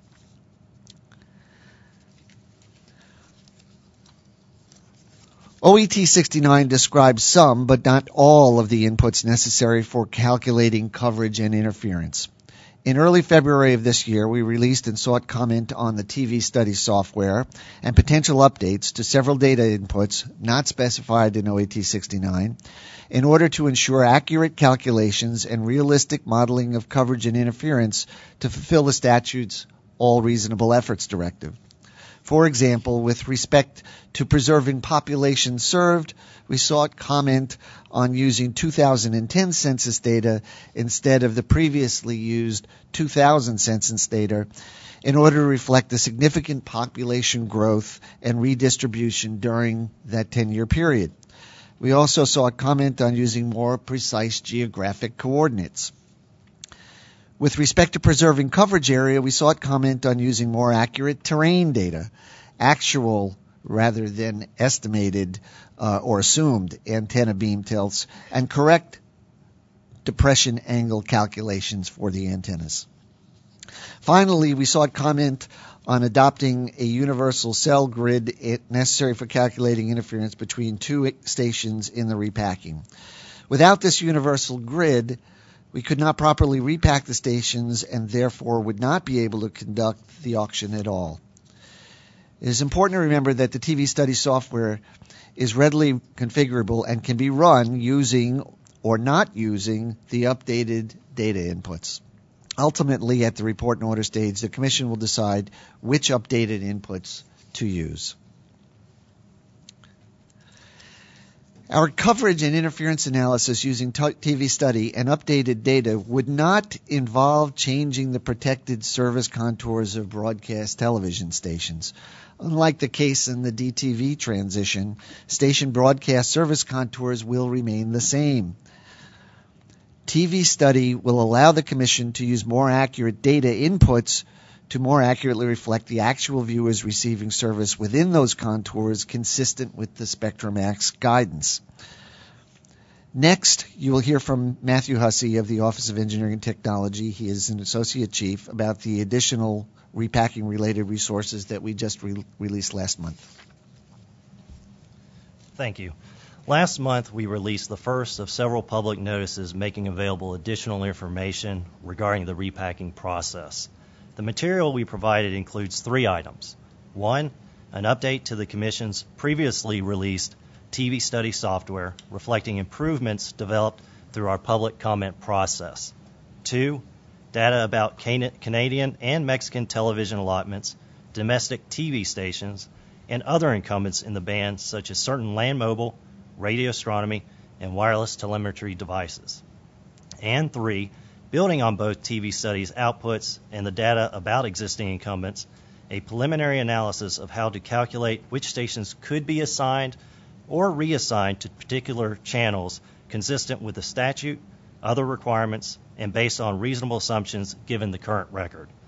The preliminary data released with the public notice are for illustrative purposes only. Many of the assumptions relate to issues that will be decided by the Commission at a later date. The preliminary data released last month included 2 data sets for each TV station, known as constraint files, a domain file and an interference paired file.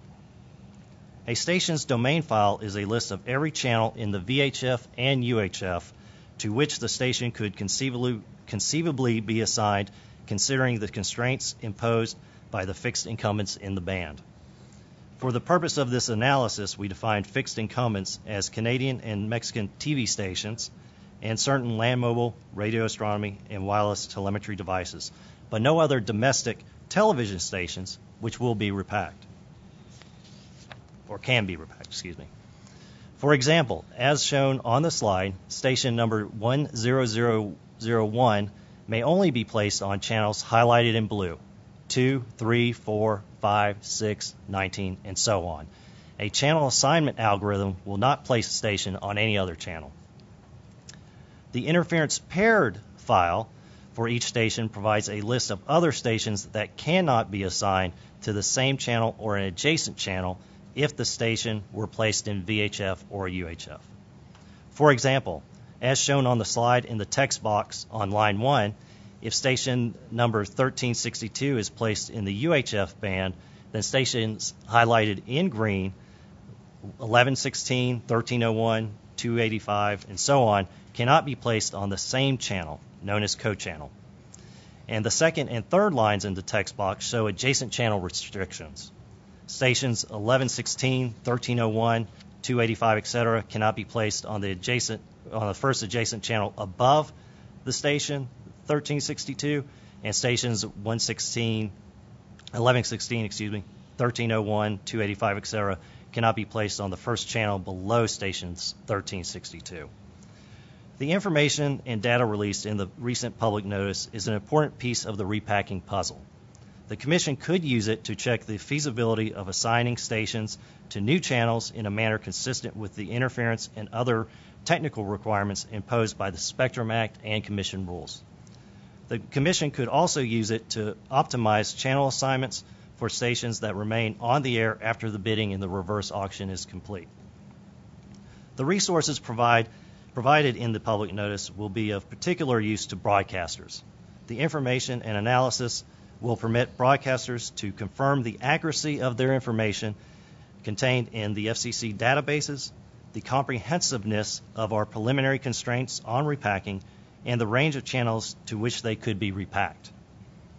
Interested parties also now have sufficient information to conduct their own repacking analysis based on their own assumptions about which stations stay on the air in our assigned channels. In the weeks ahead, we will continue to engage interested parties and the public in the development of the repacking process.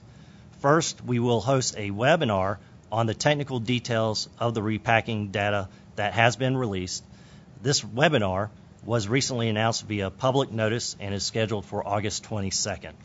Second, we anticipate publicly releasing additional information on repacking to the public. Next, you will hear from Rebecca Hansen of the Media Bureau on broadcaster transition and reimbursement. Thank you. Providing for as smooth as possible broadcaster transition is essential to our core goal of preserving a healthy broadcast service after the incentive auction. To that end, we are working productively with the broadcast and cable industries to plan for the transition of broadcast stations to new frequencies. With the assistance of industry and an outside consultant, Widelity, we are conducting research on timing constraints, supply chain logistics, labor availability, and other construction factors. We anticipate releasing preliminary reimbursement cost guidelines and, at the chairwoman's request, hosting a workshop in September to further explore these transition and reimbursement issues. And we look forward to continued input on all of these activities. Thank you very much.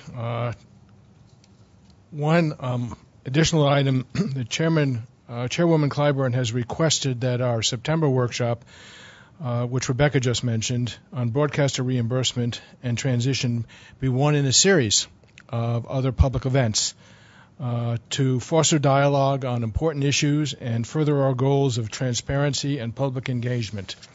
We look forward to these upcoming opportunities to work with the public to advance the proceeding.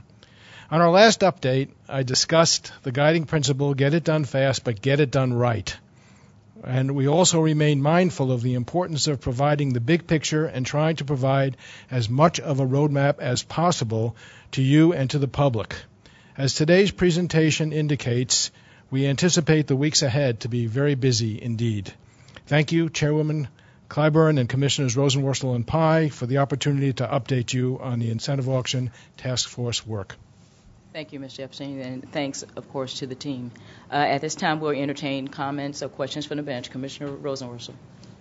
I do have some comments. As your presentation makes clear, our incentive auction team is laying the groundwork for our wireless incentive auctions. Thanks to their good efforts, we are paving the way for a truly historic development in auction policy. We are poised to lead the world in demonstrating novel ways to reclaim spectrum and repurpose old airwaves for new mobile broadband use. This is exciting, and if we are honest, extremely complex. Yet, simplicity has its virtues. This is true in the incentive auction process, where we should strive to streamline the complicated labyrinth of decisions required to put our rules in place. But it's also true in statements from this bench. So I want to focus today on two simple objectives that I believe should guide us as we move ahead. The first is transparency. Openness matters. The virtuous efforts of our incentive auction experts will yield no confidence if their work is held in obscurity. So that is why the recent release of repacking data is so terrific and so important. It is the foundation for the development of repacking software and other key decisions. So I hope all stakeholders, and especially broadcasters, will scour what we have shared for accuracy and help us ensure that it is a solid base from which we can build. I also think we can enhance transparency in other ways. I continue to believe that holding a series of en banc hearings in which stakeholders can present to the Commission and the commissioners themselves can ask questions would be useful and productive. I also believe that public-private working groups could benefit our decision-making on issues like international coordination. Finally, as I have said before, I think a general calendar identifying what decisions have been made, what decisions remain, and what challenges lie ahead would provide guidance for all stakeholders. It would enhance trust in our process and increase confidence in our ability to get the job done and on time. Second, participation. We do not want to hold a party and have no one show up. Voluntary participation is essential. I continue to believe that reaching out directly to every broadcaster in the top 30 markets in this country is prudent. After all, this is where our mobile broadband needs are the greatest. I also think we should help develop a channel sharing pilot in advance of the auction. This could be accomplished with either commercial or non-commercial stations. Let us demonstrate upfront and early that channel sharing is truly viable. Some stakeholders also have suggested that the Commission could ease regulatory burdens on broadcasters that commit in advance to participate in the auctions. I know there are knotty legal issues here, but I think we should untangle them, because creative ideas should be encouraged, and this Commission should respond by acting quickly and being creative in return. So thank you to the Incentive Auction team for your efforts to date and for this great presentation today. Thank you, Commissioner Rosenworcel. Commissioner Pye. I, too, would like to thank Gary Epstein and the Incentive Auction Task Force for updating us on the task force's activities. I'd also like to welcome Matthew and Sasha to the firing line. I hope you've found it as genial as your compadres have. All of you have been really busy, and we, of course, appreciate all the hard work and long hours you are putting in on this effort. Last month, Gary testified up on Capitol Hill and reported that the FCC was making steady progress toward holding the incentive auction in 2014. And a few days ago, an FCC spokesman reiterated this very same point in response to concerns that have been expressed in some quarters that the auction date might slide into 2015. I was pleased to hear that the task force believes that we are on track to hold the incentive auction in 2014. This was a goal that was included in the NPRM at my suggestion. Gary, I just wanted to ask you one question to help keep the Commission on track. If you could please lay out for us the steps that will need to be taken in order to meet that goal and what the schedule is for meeting those steps. Okay. Well, thank you very much, Commissioner. I will try to do that succinctly. First, from a preliminary standpoint, as you are well aware, this is a truly novel and innovative proceeding, never been done before. And its inherent characteristic is that we're using the market to determine the amount of spectrum cleared, and therefore we won't know in advance how much spectrum we will actually get. Right. Another characteristic of this auction is that its parts are interdependent, and each component affects every other part. And so thus, what this means, in answer to your question, is we have teams of expert FCC staff, outside experts, and stakeholders all working in parallel on the issues.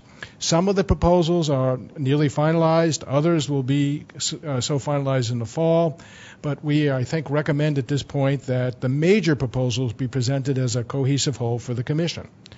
The Chairman has directed us to provide the Commission, as you say, with recommendations to enable a report and order in 2013 and an auction in 2014.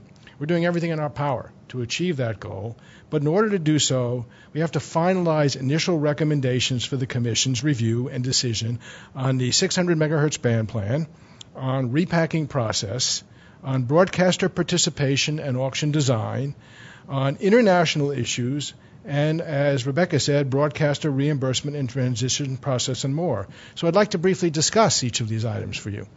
On the band plan, as the Commission said in the notice, decisions on the band plan are closely related to decisions on auction design and repacking, as well as provisions for unlicensed use, wireless mics, low power, translators, medical telemetry, and radio astronomy. So far, we've concluded a robust process that has included comments and replies, a band plan workshop, a subsequent public notice, and multiple ex partes. Currently before us are the two really important interrelated items of market variation and co-channel interference. These are kind of the leading items on the band plan right now. Under the leadership of Matthew Hussey in OET, we've established an engineering cross-bureau team to look at the issues of co-channel interference. We've had productive meetings with outside stakeholders, including with the NEB as recently as this week. And so that is our timeline for the band plan right now. To resolve that issue, we anticipate by doing so by this fall, and with the ability to have a report and order as we so stated. On repacking, as you know today and as you pointed out, we've released substantial amounts of data, updated software, and we anticipate we're going to release additional information early this fall. Where we are right now is we're in the development and testing phase of additional parts of the repacking software. And we have know that we will make progress in early September, one way or the other, on this software. So the staff is committed to this transparent process. Over the coming weeks, we'll make available additional elements of the repacking process so that broadcasters can better understand and provide feedback on our work from an engineering and auction design standpoint. These additional elements will demonstrate how we will select bids, how we will assign channels, and the algorithms for carrying out these and other elements of the repacking process. Again, we're committed to get us to a position where we can make recommendations to you in time for the report and order stage. The third issue, broadcaster participation in auction design. As Rebecca noted, and also here's where we're working with our FCC experts and auction design experts to finalize our auction design proposal and ensure that it's capable of smoothly working in conjunction with the band plan and repacking components. This is another example of how the piece parts have to fit together to make the whole thing work. We also continue our vigorous broadcaster outreach program and expect to be able to make recommendations for the Commission for auction design by the end of the year deadline. International. We're well aware that coordination with Canada and Mexico is absolutely critical to the auction. We're in discussions with the respective governments. They are ongoing discussions, and we're making progress. Chairwoman Clyburn and I have rescheduled a meeting to go to Canada to be able to talk to some of the decision makers. And our repacking and IB teams are continuing to develop specific engineering proposals for both Canada and Mexico to facilitate our work up there. We're going to continue to coordinate and get input from the industry on this. The issue involved with this is a bit delicate because these are primarily government-to-government negotiations, but that doesn't mean that we don't welcome broadcaster and other expert participation. And while consistent with past practice, we don't think we need to achieve a formal treaty or agreement. We're well aware we need to make as much progress as possible so we can assure the participants in the forward auction and reverse auction of a high degree of certainty prior to the auction. Broadcaster reimbursement and transition. With the assistance of industry and an outside consultant, we've been working to develop our proposals and are conducting research, as Rebecca noted, on timing constraints, supply chain logistics, labor availability, and other construction factors. We will be issuing a public notice on these and hold a workshop in the fall. We will have finalized proposals on this for present and recommendations for the Commission for a report and order so that we can, again, make the 2014 incentive auction deadline. Our work does not stop. Your work does not stop with the issuance of the report and order. Consistent with past auction practice, after the Commission makes the fundamental policy decisions in the report and order, there will be further developments of the auction plan, including but not limited to, first, a comments public notice. In the comments public notice, we'll seek comment on a variety of detailed implementation issues connected with the auction, consistent with the rules that are adopted in the report and order. For forward auctions, this will consist of such things as matters such as the amount of upfront payments, minimum opening bids, and bid withdrawal. After the issuance of the comments public notice, we anticipate a procedures public notice. The procedures public notice will let bidders know the procedures for this particular auction and provide deadlines and other important information for potential bidders. We also anticipate having an auction tutorial and a mock auction as part of our timeline and as part of our plan. Normally, the time between the adoption of the rules and commencement of the auction has been about 6 months. This is an unusual first-time auction, and so we anticipate that the time frame may be somewhat longer in order to assure a successful auction. So those are our milestones that are before us, and a broad overview, as Commissioner Rosenworcel so appropriately stated, for us to shoot for over the coming year in order to meet your goal, our goal, and the Commission's goal of an incentive auction in 2014. Well, thanks very much for that update. It's really thorough, and I think just the diversity of the tasks at hand illustrates how complex this enterprise is going to be. But and I left half out, so it's okay. So, yeah, I really do appreciate that. And, of course, it goes without saying, but I'll say it nonetheless. I'm sure I speak for my colleagues when I say if there's any way in which we can provide a laboring oar to help us steer in the right direction, we stand willing and ready to help in that project. If I could turn then to the main topic of today's presentation, which is repacking. It is, of course, difficult to overstate the importance of repacking to the incentive auction proceeding. A smooth repacking process will help preserve a vibrant broadcast service after the auction over the air. The repacking process will impact how much spectrum we are able to clear for mobile broadband. And, of course, our repacking calculations must fit hand in glove with the auction design that we adopt. One key component of the repacking process will be the TV study software that we use to ensure that broadcasters receive the protections that are afforded them by the Spectrum Act. At the end of the day, of course, the full commission will have to decide how to update the software, and to that end, I continue to believe that the broadcast and wireless industries should come together and develop a mutually acceptable compromise. Until that compromise is either presented or precluded, I will reserve judgment on this issue, which I know is a controversial one for some, but I will make two observations. First, broadcasters should support updating the software so that it can work on modern computer systems, so that it can run more quickly, and so that it can perform the kinds of analysis that will be necessary to support the incentive auction. Likewise, they should be open to including the most recent census data in that software. On the other side of the coin, wireless carriers should focus on the important changes that need to be made to the software to enable it to work, instead of every change that could be made. I think that debating each minor tweak to the software won't serve anyone well in the end, and we certainly don't want to have this project end up in court, able though our Office of General Counsel is in defending us. To date, I've been really impressed with how the wireless carriers and the broadcasters have cooperated in the incentive auction proceeding. For example, they developed the consensus down from 51 band plan that I hope the Commission will adopt. And I think that we should welcome this kind of collaboration, especially if it yields similar progress with respect to the TV study software. On July 22nd, the task force also released data to allow parties to assess how the Commission might conduct what is known as a feasibility check. This check would allow the Commission to determine during the auction whether assigning channels to a given set of stations, for example, those not participating and those no longer participating in the reverse auction, is feasible without violating any statutory or other constraints when attempting to clear a predetermined amount of spectrum in a market.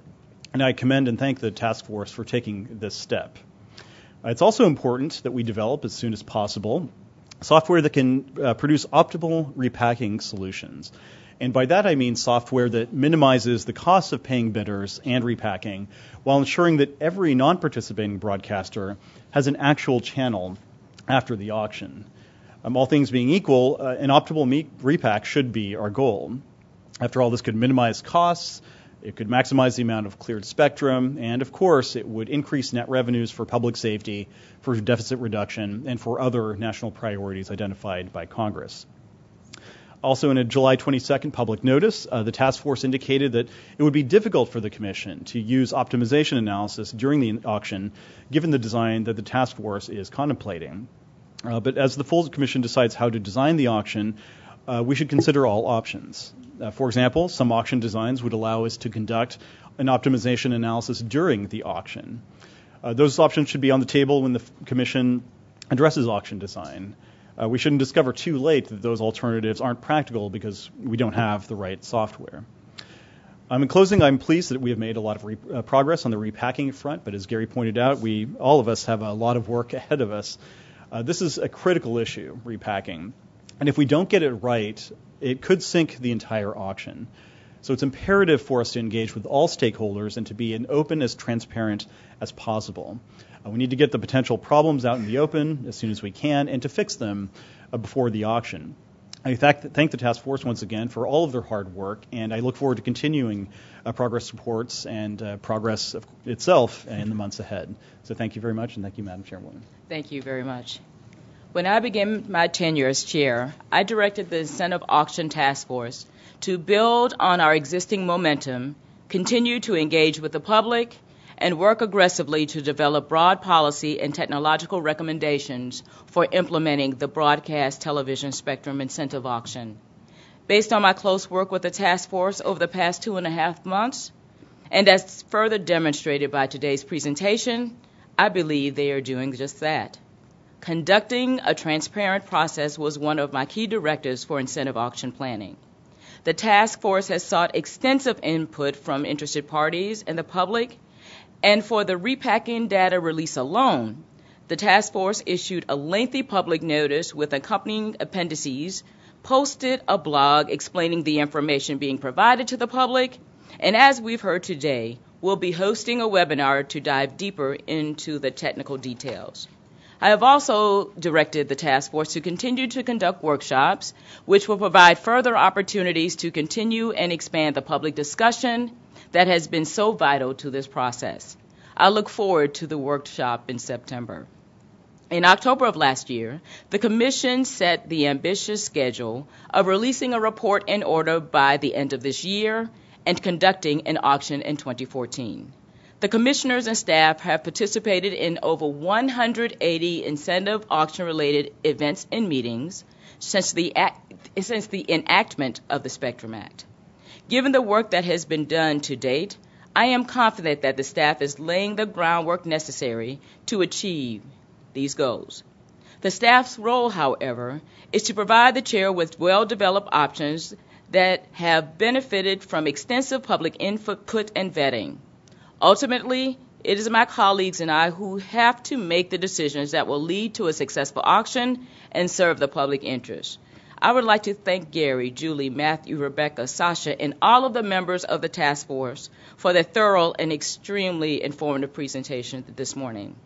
And although it is August in Washington, D.C., we must all continue to keep our eye on the ball, and as Gary said in his last update, and today, get it done and get it done right. Thank you very much.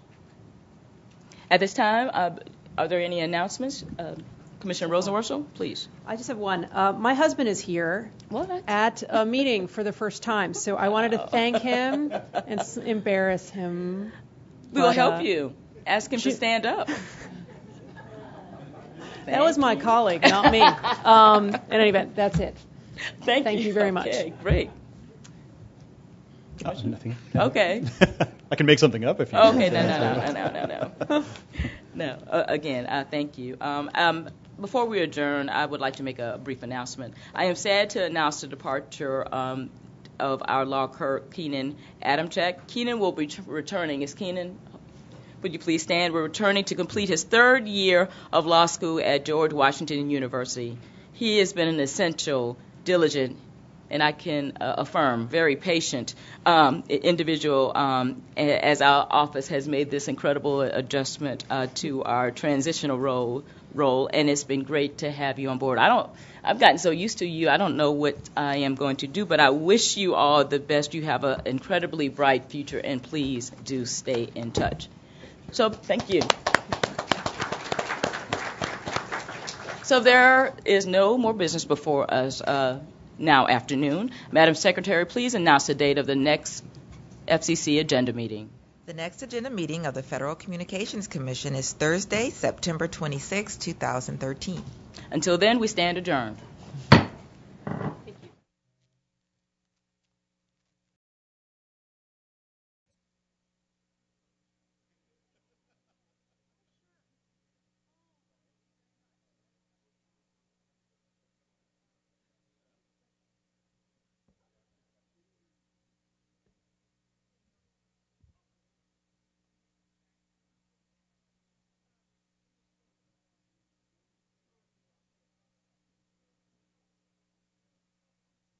Afternoon, if I could have your attention.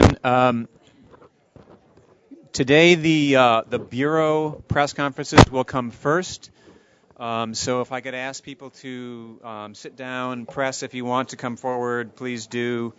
We will take questions in the order of the agenda, which would mean the satellite services would be first. Are there questions for the International Bureau on the satellite services? We do have one, so why don't the satellite folks come up? Thanks.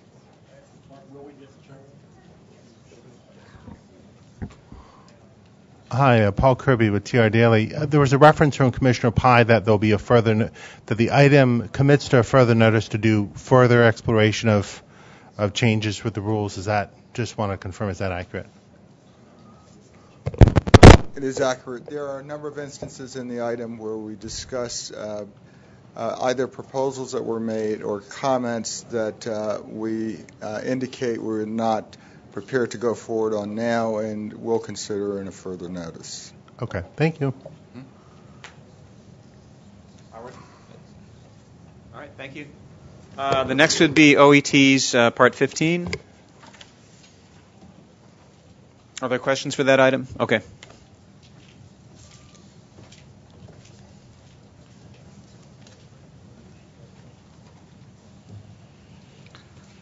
Go ahead, Howard. I had two questions. One was, I thought it was interesting in discussing it. You sort of talked about how the FCC waited for kind of the industry to catch up, and I guess I can ask both questions. One was, do you see that the work on this is sort of a model maybe for some other areas about sort of getting the timing right? Because it did take a very long time to work through this thing. And then secondly, I was curious, is there any sense that there's actually going to be technology out there in the market anytime soon that's going to, what's your reading of where the market is on that? Yeah.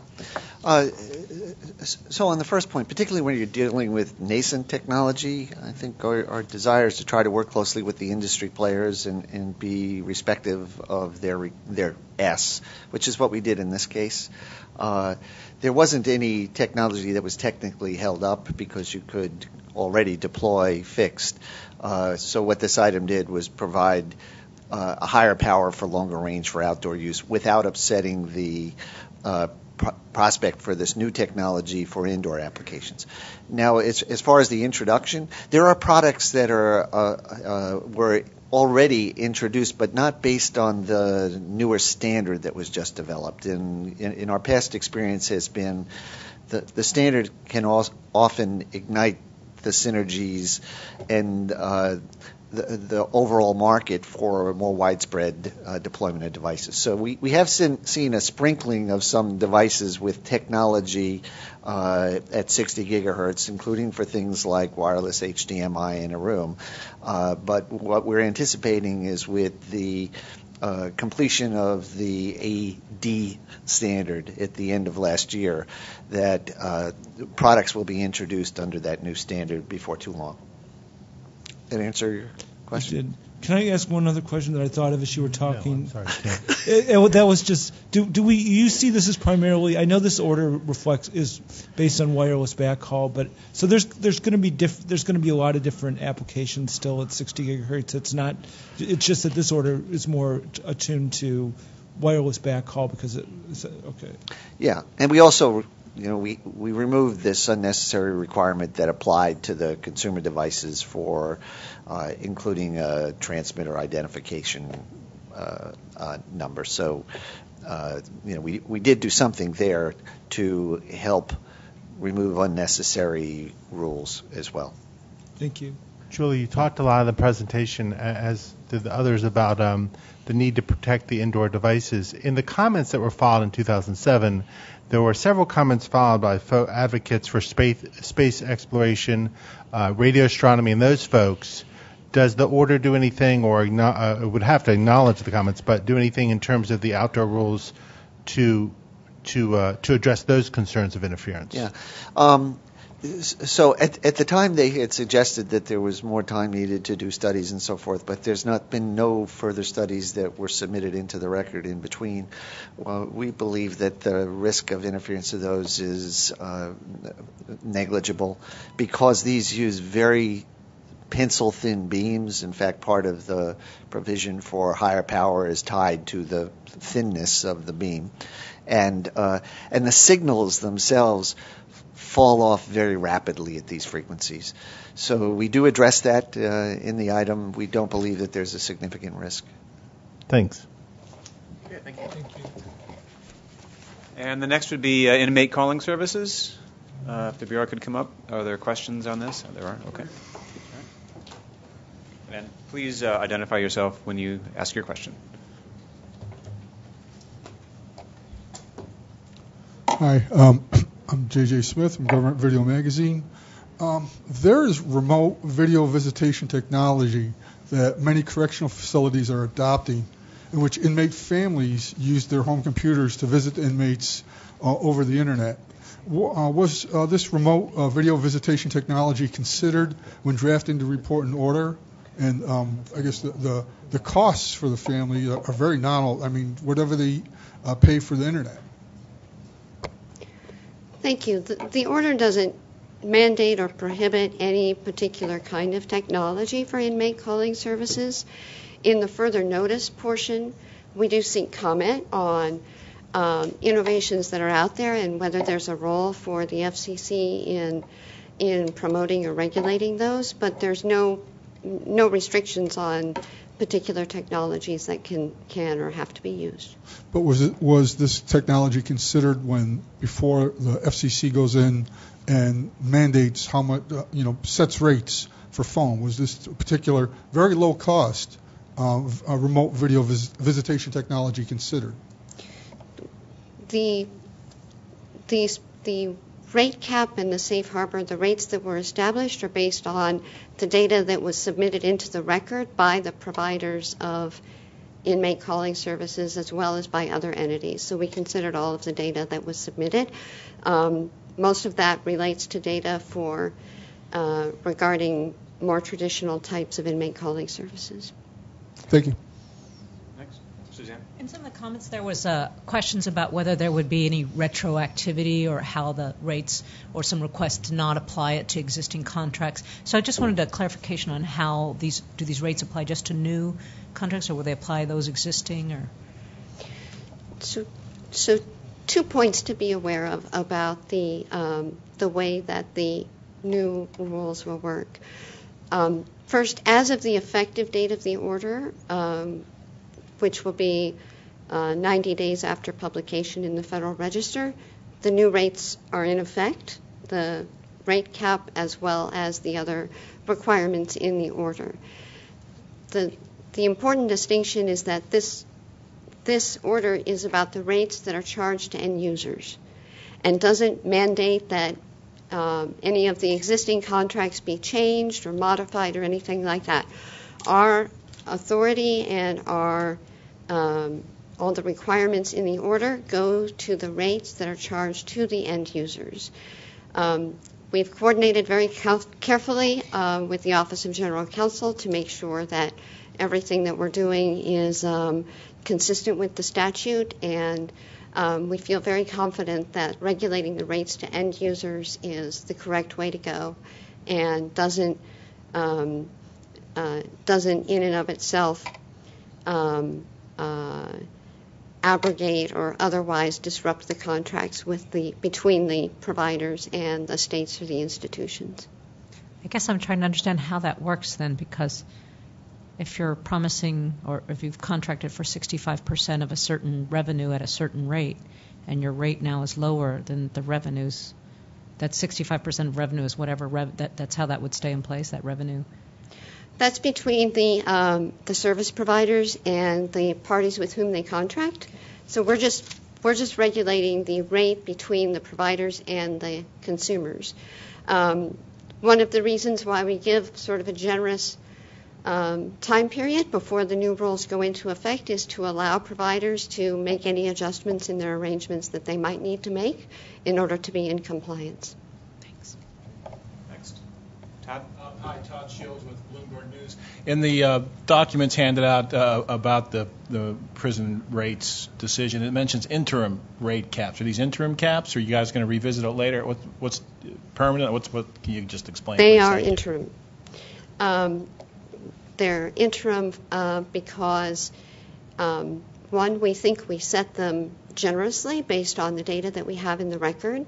And as I think was mentioned, there will be a mandatory data collection among ICS providers to get more information, more detailed information about their rates and their services. So in the further notice portion of the item, we seek comment on whether we should make any additional adjustments to the rates, among other matters. So yes, all of the rates are interim. But they're in effect until the FCC decides otherwise? Correct. Okay, thank you. Mm-hmm. Matt? Can you give any detail on the timeline for when the mandatory data collection might take place? Something like this will require approval from the Office of Management and Budget because it is an information collection under the Paperwork Reduction Act. Typically, that's at least a 6-month process. So I don't think we'll be seeing any mandatory data this calendar year. Can you speak to any of Commissioner Pai's concerns about the difficulty of administering some of these rules in the thousands of correctional institutions throughout the country? We think that, based on the data in the record, that the vast majority of providers, if not all of them, will find the rates to be generous and will want to or be able to, without any difficulty, be in compliance with those, and that we won't need extraneous proceedings on individual cases. But to be safe, we wanted to make sure that that there are opportunities for providers to make individual showings, if needed, to get a waiver of the rate cap. And also, as with any of our rules, consumers or others can file complaints against providers, which would have to be adjudicated. We don't anticipate that the floodgates will burst with these rates based on the data that we have in the record and the levels at which we set these things, but we'll stand ready to address them as we need to. Can I ask a question? I'm not even writing about this, but I was confused about something because I wrote about it the last couple of days. What's the FCC's estimate for the percentage of these calls that are interstate versus intrastate? I don't have that figure in front of me. I think it varies a lot by the type of facility. For example, we heard in some of the remarks this morning about a prisoner being sent to a facility very far from her home. In other cases, particularly with jails, for example, the inmates are typically closer to home, so I think it varies a lot by facility. I don't have a specific percentage. Okay, one more. I'm just wondering, was there any discussion of an anticipation for more funding to enforce these rules, these new rules, these new rates? I'm not aware of, but we have resources available within the agency that could be that stand ready to address complaints as it is. We have a very dedicated division of people who worked on this item, who are expert in the area, and will do what we need to do to make sure that the rules are implemented as intended. Thanks. Thank you very much. And last but not least, incentive auctions. Are there questions for the incentive auction team? Okay.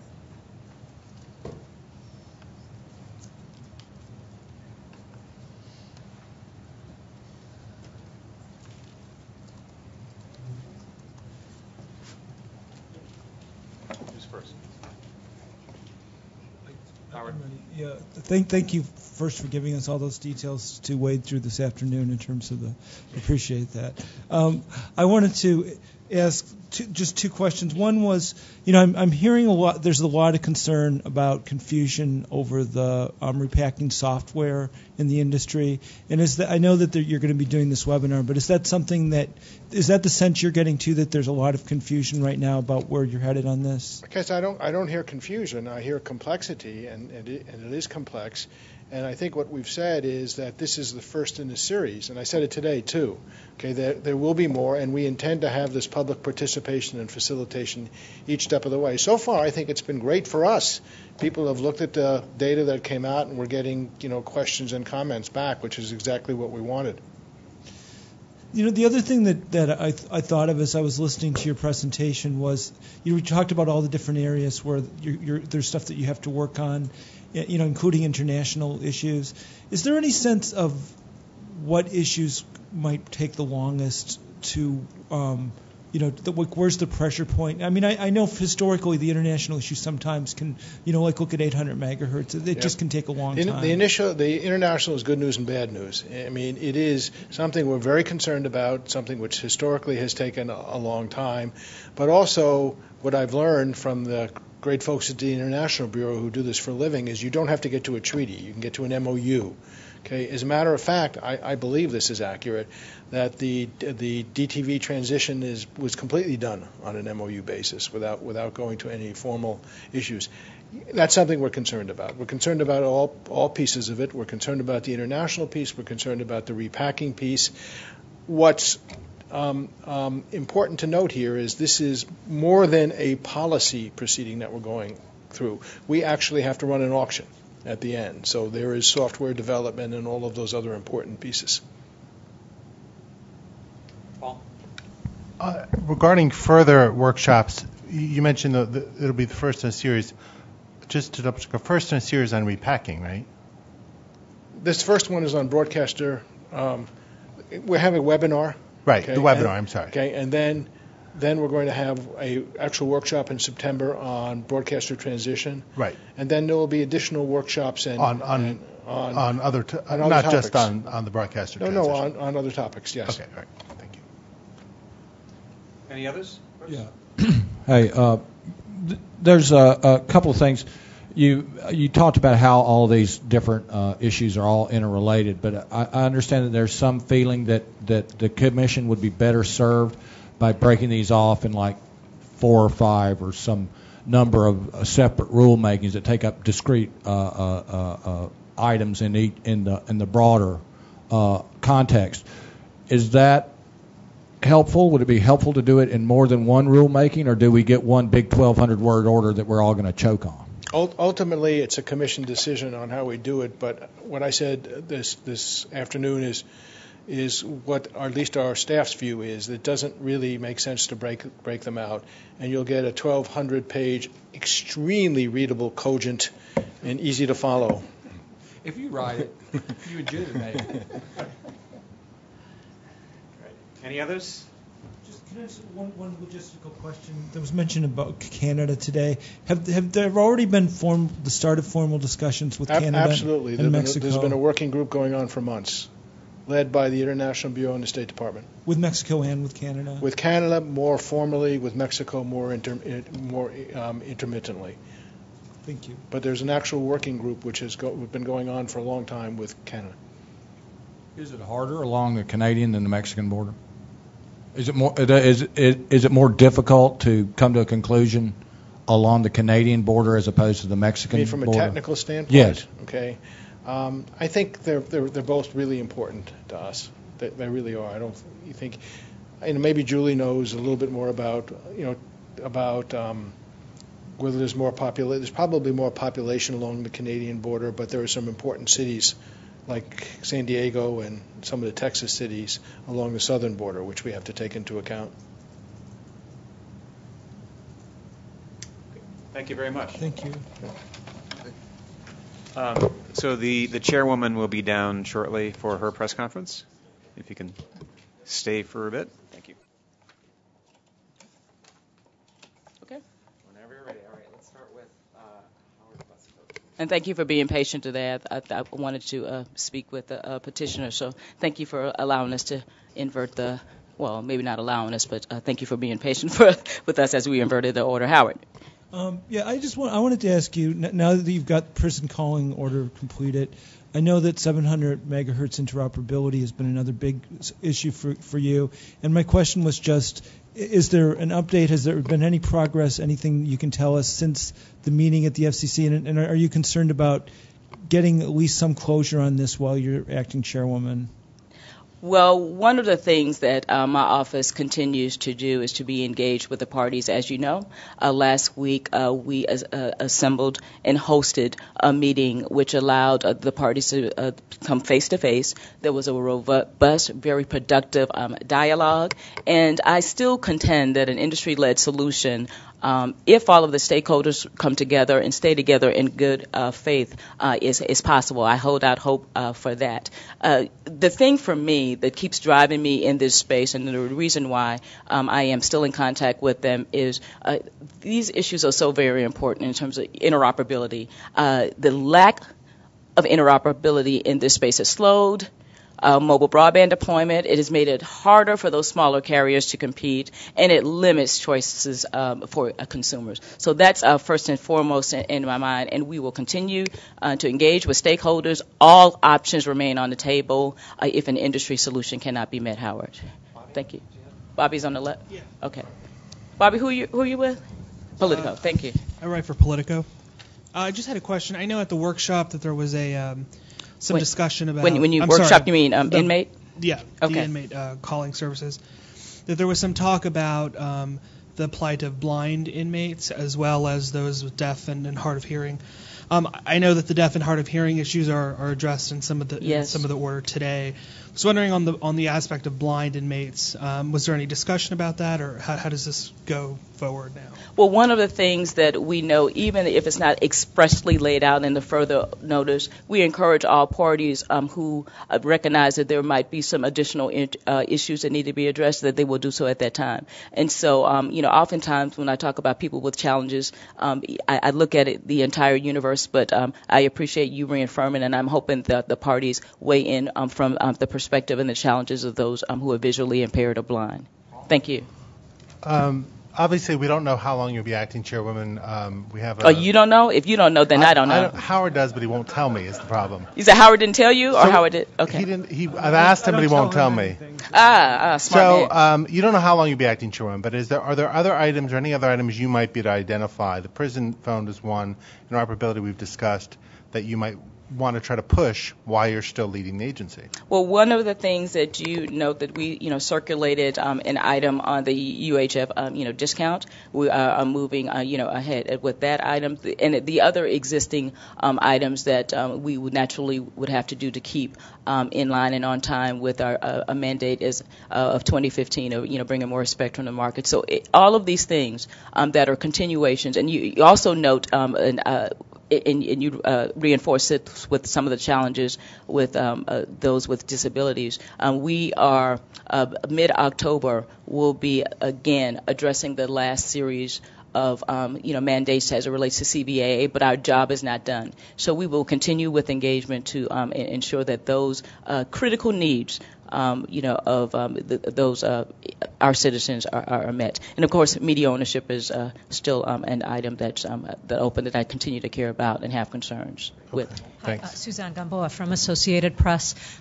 Since there are 60% of the population in prisons are Black and Hispanic, and there is sort of a trend of some prison reform going on in a lot of different ways. Can you address what this means, particularly to you, because it seemed like you got pretty emotional about it. I do. As a racial disparity issue? Well, this is a very historic day for the agency. It has been 10 years since the first petition was presented to this item to this commission. This especially, as you make mention, affects low-income families. It affects those in minority communities. Now, one of the things that you bring forth with your question is the fact of is the legal representation, and that's why I wanted to put that as much. We talk about the friends and family and all that. That is definitely first and foremost. But what is being denied because of the exorbitant rate structure is the inability for those individuals to have a meaningful engagement with legal counsel. Not everyone who is charged and is in prison is guilty, and so to have an affordable framework that will allow for that type of engagement will, I believe, augment their chances for justice. Hi, J.J. Smith from Government Video Magazine. Have you or any FCC officials been meeting with House members in regards to the Spectrum auction? A few weeks ago, there was a hearing at which Greg Walden and Representative Hsu were directed to start meeting with the FCC on a regular basis about the progress of the auction. Well, the staff remains engaged. There's constant. You will note by some of the filings, we have letters that come, from Congress. We have questions that come from Congress, and we answer those. Staff is in regular engagement. Gary and those have been on the Hill. I have not personally been on the Hill within the last 2 months as it relates to this item, but yes, the lines of communications remain open. And that subcommittee Upton directed Walden and Hsu to start sitting in on the meetings between the DOD, FCC, and other agencies involved with the Spectrum auction. Has that not occurred? I believe that's AWS3. It's I think we might be speaking about two different tracks. So we'll get further clarity on that. Okay. So that's the other item covered under the Spectrum Act. Thank you. Chairwoman Clyburn, on inmate calling, how would you respond to Commissioner Pai's criticism of the item as difficult to administer and having unintended security consequences? And are you disappointed that on an issue that is so important to you personally, you were not able to get unanimous decision? What we agree on is that these individuals are deserving of a just, reasonable, and fair structure. And this item puts that forth. Just and reasonable rates, first steps for those individuals making calls, and a fair rate compensation structure for those providers. We can agree on that. We might not be able to agree on every footnote or every line, but we agree that the purpose is to bridge that gap in order for all of the for the justice issues, for family connectivity, for recidivism rates. All of those things can be realized with a just and reasonable rate structure, which we're mandated to do, and we can agree on that. And I prefer to concentrate on where we can agree. The problem with sitting here is everybody asks all the questions. So, do you? I just absolutely do not believe that with you. I'll come up with something. Yeah. Do you think that the H block should be auctioned before AWS 3? Well, one of the things that is so significant that I am very pleased as it relates to this item is what it will do. So what the H-Block auction will do is promote private investment, innovation, and competition while helping to fund the public safety network. We are moving expeditiously to conduct the auction on or as early as January 14th, and we are on track to meet the statutory deadline laid out for the auction in 2015. So, again, I won't get in this sequence. I will just say that this item is we're moving forward in order to realize the benefits in which I laid forth. Hi, Madam Chairwoman. Todd Shields, Bloomberg News.